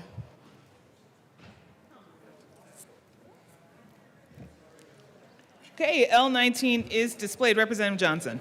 Thank you, Madam Chair. This bill allows for a parent or the trustee of this trust account to have a rotating trust should the content that they're doing be because of a sick child. We are moving into a digital age, and we are seeing more medical videos to help with advocacy and to help document someone's journey.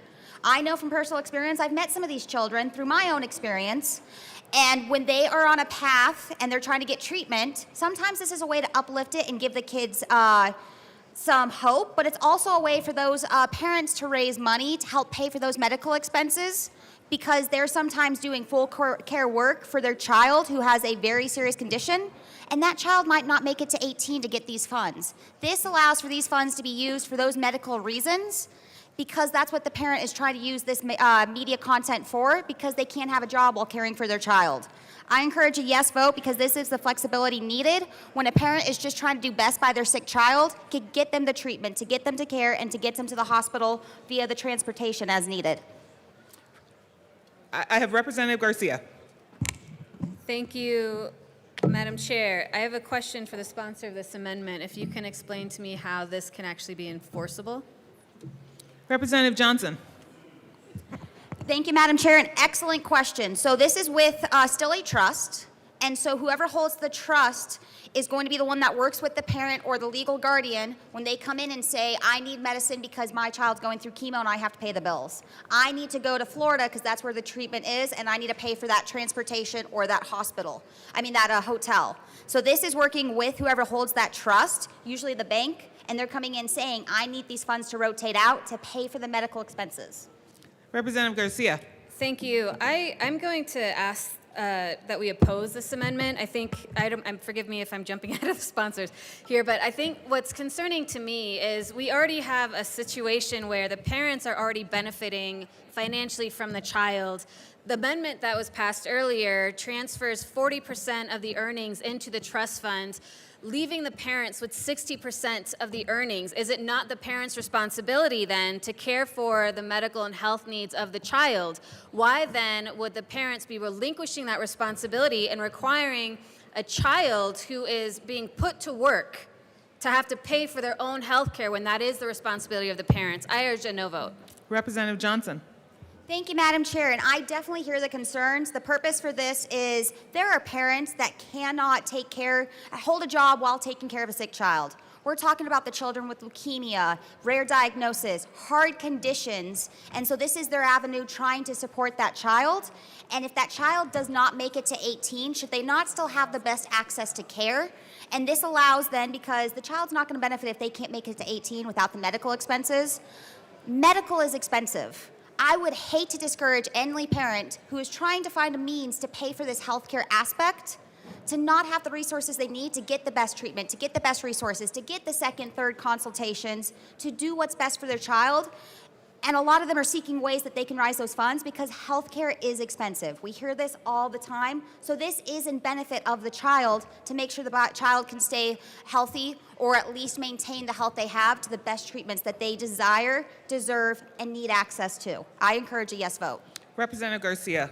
Thank you, Madam Chair. I understand the representative's intention here. I do believe that this is a misplaced effort, because if what we heard from the sponsor herself saying a parent may not have enough time to go to work or hold a job because they're taking care of their sick kid, but they have enough time to make enough content online that exploits the child's illness or that exploits the child, that then they make money off of it, that just seems backwards to me. And I don't think that it is the responsibility of the child to use any earnings that they have been forced to work for their own health. That is the responsibility of the parent, and these funds should stay in the trust until they are of age to actually use them of their own accord. Representative Marshall. Thank you, Madam Chair. I had my ears perk up because I actually thought this was a very good amendment, but thinking it through and consulting with another one of our colleagues, courts already have the ability to raid a trust for the benefit of the trust beneficiary. So if the child is in dire straits, it may have an extra administrative burden, but the ability to do what's in the best interest of the child is always present. So again, I think this is well meant as an amendment, but I think our system right now would recognize this. So thank you. Representative Espinosa. Thank you, Madam Chair. I also rise because one of the issues when we talked about this in committee is what type of trust we're talking about. And the problem we have in the state of Colorado right now is we have not established specific guidelines around what was discussed in our committee, which was called a Coogan Trust. And that was a trust which was originally developed to address specifically these issues of children working in Hollywood because an individual had their parents use their income that they had received as a child actor in inappropriate ways, and then the requirements for Coogan Trusts were established. We do not have legislation or statutory declaration of what a Coogan Trust is in the state of Colorado. And so the question becomes, what are we talking about in terms of the trust and in terms of what the limitations would be on the trust? My good colleague from Highlands Ranch just indicated that there are provisions in a regular trust that would allow for the court to open the trust beyond the terms and conditions should that become necessary for legitimate reasons. And I concur that that would be the case depending on the level of the trust that we have.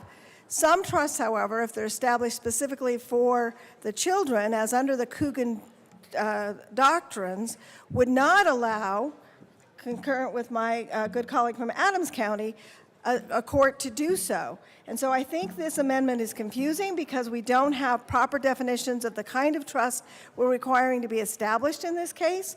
And I would urge a no vote because I do believe the nature, and I guess when I read the amendment, my concern was we're having children be exploited for purposes of obtaining their medical care, because the whole point is you're only getting this money and having a requirement to put the money into any trust in the first place if the children are part of these videos, and that's what we're doing. And so it feels like that would be potentially an exploitation of their illness on some level to obtain these funds.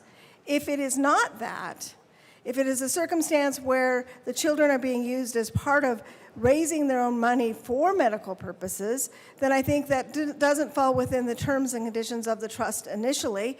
I raised the question when we were having this discussion is, wouldn't that be covered more in a GoFundMe or other kind of circumstance where it's not a kidsfluencer, which this bill is talking about, circumstance in the social media, but something totally different.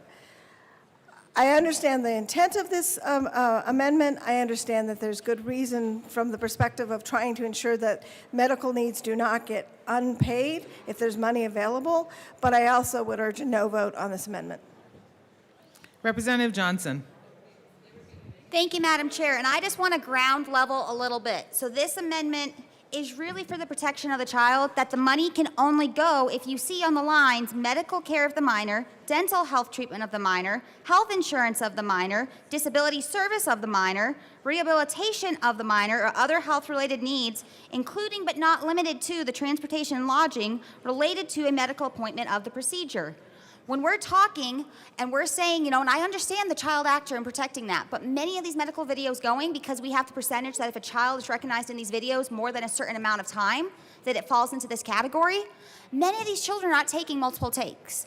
They're not setting stage. It could be of a child laying in a comatose state trying to advocate for that kid, because we are in a digital age and GoFundMes are starting to lose past this. So we are looking at parents in dire needs trying to raise funds to keep their children on needed healthcare treatment, and this allows for that ability that these parents who are looking for any means of possibility to keep their children in healthcare, that this is what we're trying to do, is make sure that these children have that access to the funds for the purposes that their parents are trying to figure out.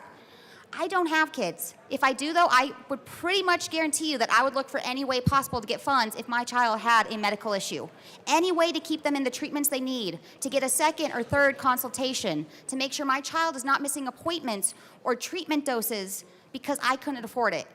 And like it or not, colleagues, we're in a digital world, and a lot of jobs are moving to the digital era. That's where a lot of revenue base is. So please keep in mind, when we're trying to do best for the children, and these funds need to go to their medical expenses, many of these kids may not make it to 18. Do they not deserve to have the best access to care?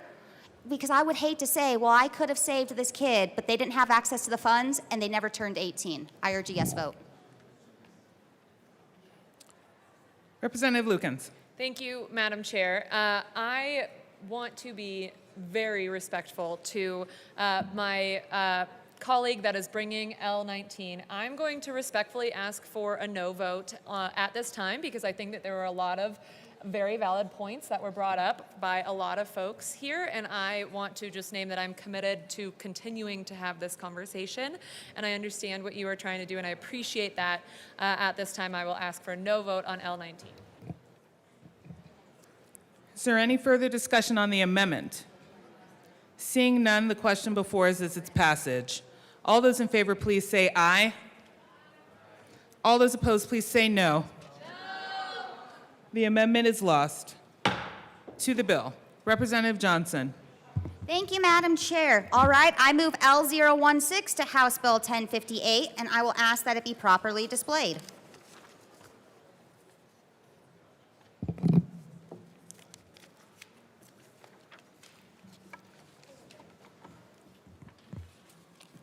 L16 is displayed. Representative Johnson. Thank you, Madam Chair. So I heard from a lot that they have issues with the trust. So this is going to say that anyone who is doing this as a content creator to create online content for their child or minor, that this is subject if most of these things are done on their medical condition. They are no longer subject to the trust. The funds being made can go direct to the child's care, and it includes the expenses of transportation, along with all of the medical need necessities like prescriptions, but also for the morale of the child. We know what Make-A-Wish is. Children who will never get to see past something in their future as an adult. This allows that we are giving the best for the mental, physical, and well-being of the child so they can live the best life possible in condition with what they have and they're facing. This is for the child to make sure that we are not stripping away any of these child's resources because of the lack of funds somewhere else. Again, digital is moving forward. It is a major revenue for many folks. Why are we taking that away from the parents who are seeking to do best by their children? I urge a yes vote. Representative Lukens. Thank you, Madam Chair. I am going to ask for a no vote on Amendment L16. I believe that it creates a loophole in the law that we are trying to create, so I ask for your no vote. Is there any further discussion on L16? Seeing none, the question before us is its passage. All those in favor, please say aye. Aye. All those opposed, please say no. No. L16 is lost. Representative Johnson. Madam Chair, I move L017 to House Bill 1058 and ask that it be properly displayed.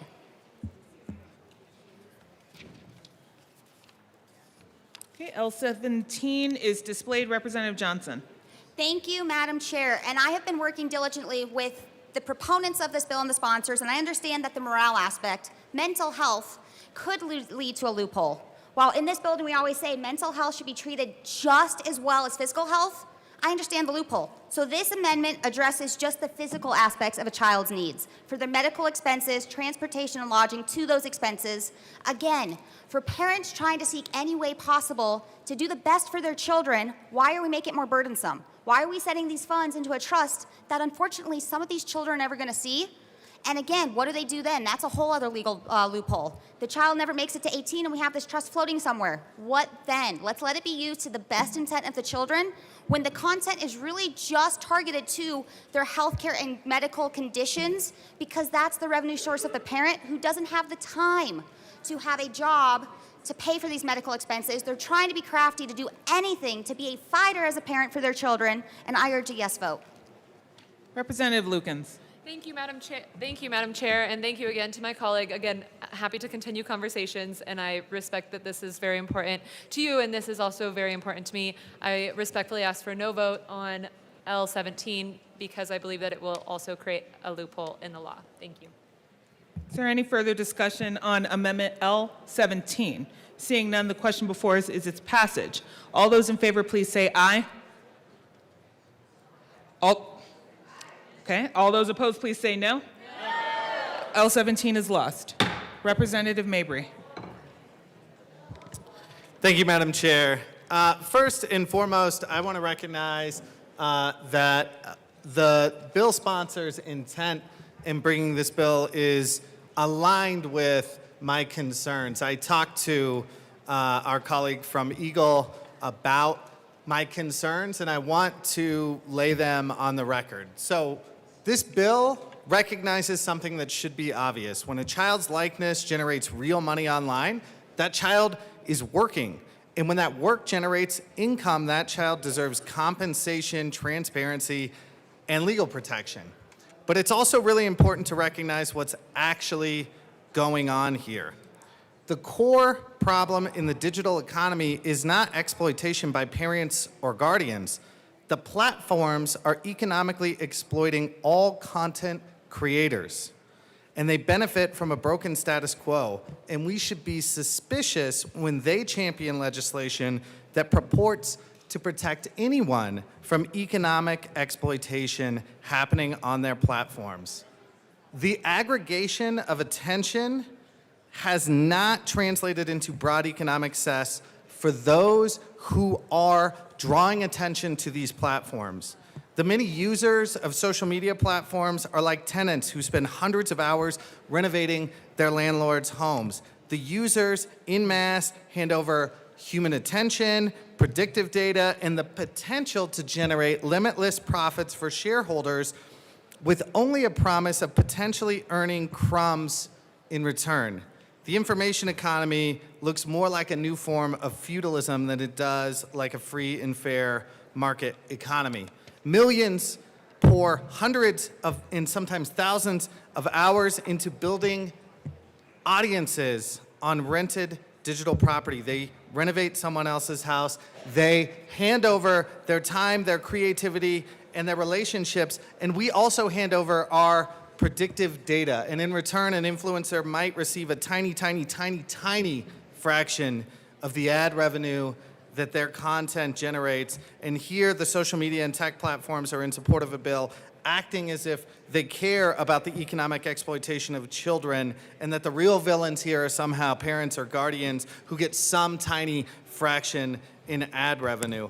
To keep revenue growing, platforms have to drive engagement, and that is only possible because of user-generated content.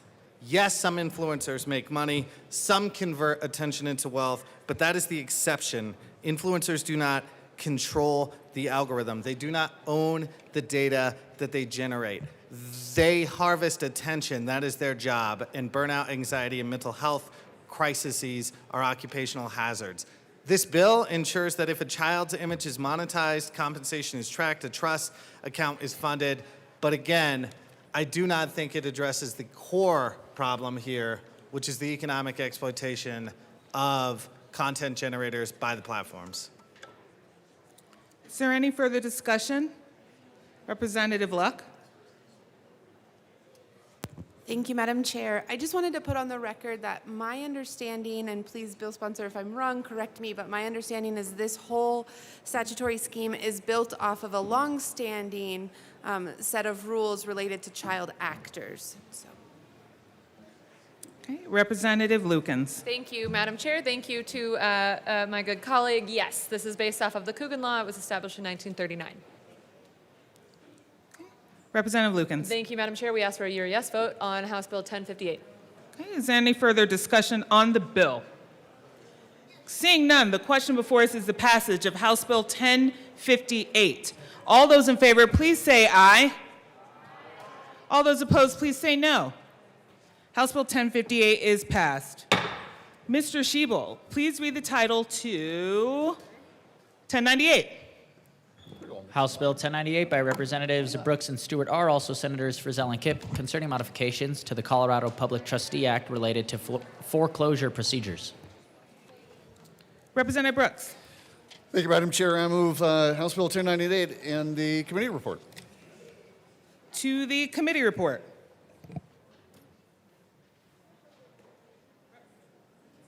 Representative Stewart. Thank you, Madam Chair. In Transportation, Housing, and Local Government, we added an amendment that was negotiated between the county treasurers and the state treasurer's office related to when overbid funds must be transferred to the unclaimed property fund, and we would ask for an aye vote. Is there any further discussion on the committee report? Seeing none, the question before us is its passage. All those in favor, please say aye. Aye. All those opposed, please say no. The committee report is passed. To the bill, Representative Brooks.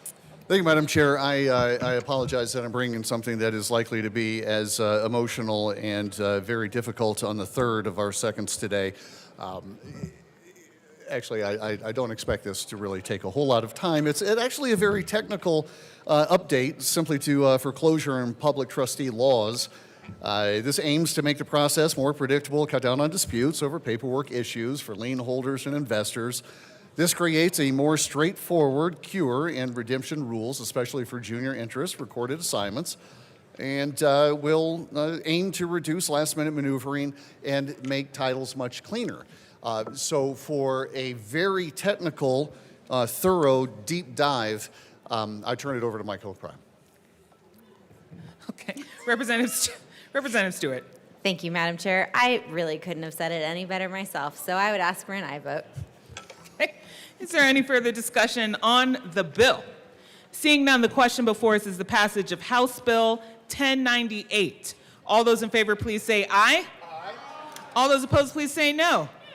House Bill 1098 is passed. Madam Majority Leader. Thank you, Madam Chair. Move the committee rise and report. Seeing no objection, the committee will rise and report.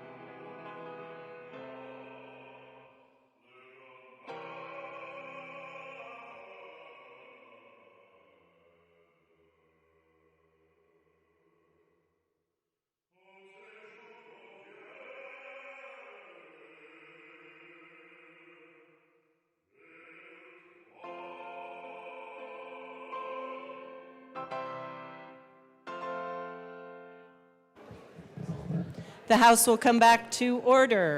Mr. Schiebel, please read the report of the Committee of the Whole. Madam Speaker, your Committee of the Whole begs leave to report as under consideration the following attached bills, being the second reading thereof and making the following recommendations thereon. House Bill 1011 is amended, 1058 is amended, and 1098 is amended, passed on second reading, ordered engrossed and placed on the calendar for third reading and final passage. Thank you, Mr. Schiebel. Assistant Majority Leader Bacon. Assistant Majority Leader Bacon. Members, you have heard the motion. There is an amendment at the desk. Mr. Schiebel, please read the Johnson amendment to the Committee of the Whole report. Representative Johnson moved to amend the part of the Committee of the Whole to reverse the action taken by the committee in not adopting the following Johnson Amendment, L19 to House Bill 1058, to show that said amendment passed, that House Bill 1058 is amended passed. Representative Johnson. Thank you, Madam Speaker. I move the one and only Johnson Amendment and ask that it be properly displayed. And I do need for you to move it to the Committee of the Whole report. Yes, I move the Johnson Amendment to the Committee of the Whole report. Thank you, and it is properly displayed. Please proceed. Thank you, Madam Speaker. So this is going to reverse, so I am asking for a yes vote on this, right? It's a yes. Yeah. I am voting for a yes on this to reverse what just happened on the amendment that is allowing that when these videos of children are being done for the medical intent of awareness and to document the child's highly complicated medical journey because the parent is looking for this revenue stream or this revenue stream can help with the child's medical expenses, that we're allowing for that flexible trust fund rotation. This is a highly monitored trust. They have to go to the person holding the trust who has the protections that if they don't think the parent's using this for the benefit of the child for the medical purposes, specifically only the medical purposes, then they can say no to this trust fund coming out. I strongly urge a yes on this because this is what's good for the child. If the child needs this money to get the health care, why are we banning them from this when the parent is trying every avenue possible to do the best for their child? I urge a yes vote. Representative Lukens. Thank you, Madam Speaker. I'm going to respectfully ask for a no vote. I believe that a number of unanswered questions were brought up when this amendment was brought up. Also, just a lot of questions in relation to ability to access funds in a trust. I think that our colleagues brought up some very good points in regards to the trust system already allowing courts to intervene if necessary. So I ask for your no vote. Seeing no further discussion, the motion before us is the adoption of the Johnson Amendment to the Committee of the Whole report. Mr. Schiebel, please open the machine and members proceed to vote. Representative Bottoms, how do you vote?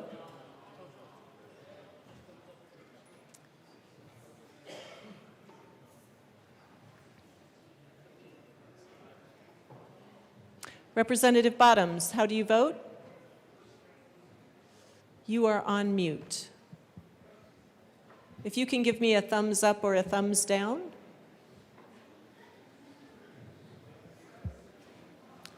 Representative Bottoms, can you hear me? Thumbs up. Representative Bottoms votes yes.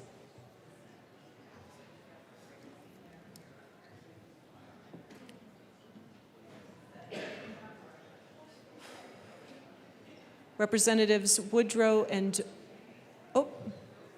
Representative Woodrow, that is a $1 fine. Yes, we take checks. Representative Woog is excused. Please close the machine. With 15 aye, 49 no, and 1 excuse, the amendment is lost. The motion before us is the adoption of the Committee of the Whole report. Mr. Schiebel, please open the machine and members proceed to vote. Representative Bottoms, how do you vote?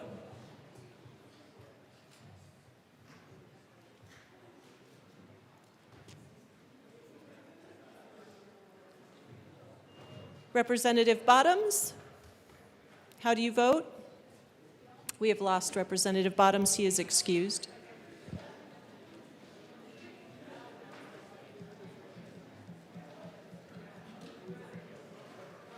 Members, we are voting. I will ask for you to stop conversations, please. Thank you. We are voting. Please close the machine. With 44 aye, 19 no, and 2 excused, the report of the Committee of the Whole is adopted.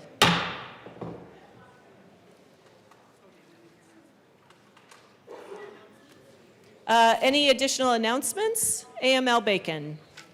Thank you, members. If you are in the mood for some good soul food, please head. Oh, that rhymes. All right. What's leadership? Okay, sorry.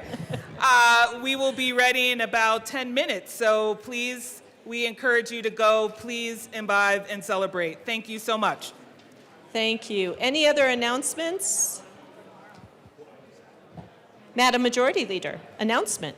Thank you, Madam Speaker. Members, I think we've earned a day to wear jeans tomorrow. So tomorrow is Jean Day. I'm not, you can wear jeans. Relaxed dress. Madam Majority Leader, you have just proven the point that we should all listen to announcements because they really matter. They do matter, and I'm thinking of rescinding that. Our side, a little quiet over here. There we go. Much better, much better. Members, we have business to take care of at the desk. I do need for you to keep your voices down while we introduce bills, but you are free to go. Mr. Schiebel, reports of committees of reference.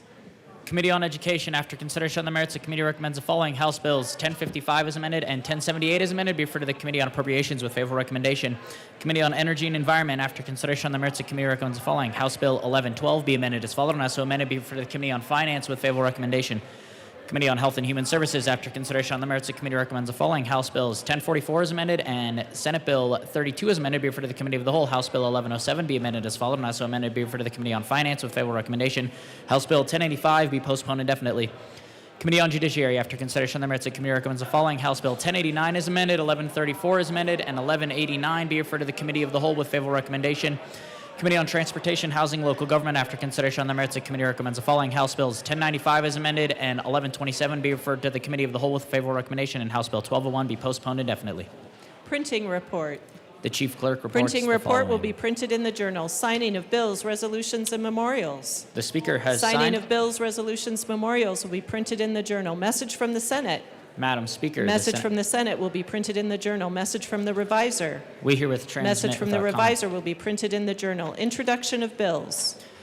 House Bill 1302 by Representatives Basenecker and Hartsook concerning the Colorado Bureau of Investigation's firearms background check operating hours. House Bill 1302 will be assigned to the Committee on State, Civic, Military, and Veterans Affairs. Senate Bill 37 by Senators Rich and Roberts, also Representatives Soper and Espinoza, concerning allowing local elected judicial officers to set weekend bonds. Senate Bill 37 will be assigned to the Committee on Judiciary. Senate Bill 46 by Senators Frizzell and Ball, also Representatives Richardson and Zokai, concerning procedural requirements for the administration of property tax and in connection therewith modifying deadlines and certain requirements for transmitting information related to taxable property. Senate Bill 46 will be assigned to the Committee on Finance.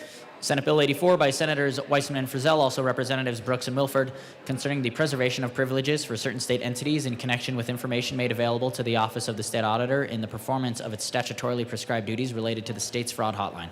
Senate Bill 84 will be assigned to the Committee on State, Civic, Military, and Veterans Affairs. Madam Majority Leader. Madam Speaker, I move to lay over the balance of the calendar till Friday, February 27th, 2026. Seeing no objection, the balance of the calendar will be laid over until tomorrow. Madam Majority Leader. Madam Speaker, I move that the House adjourn until 9 a.m., February 27th, 2026. At 9 a.m. Thank you, Madam Majority Leader. The House is adjourned until tomorrow at 9 a.m.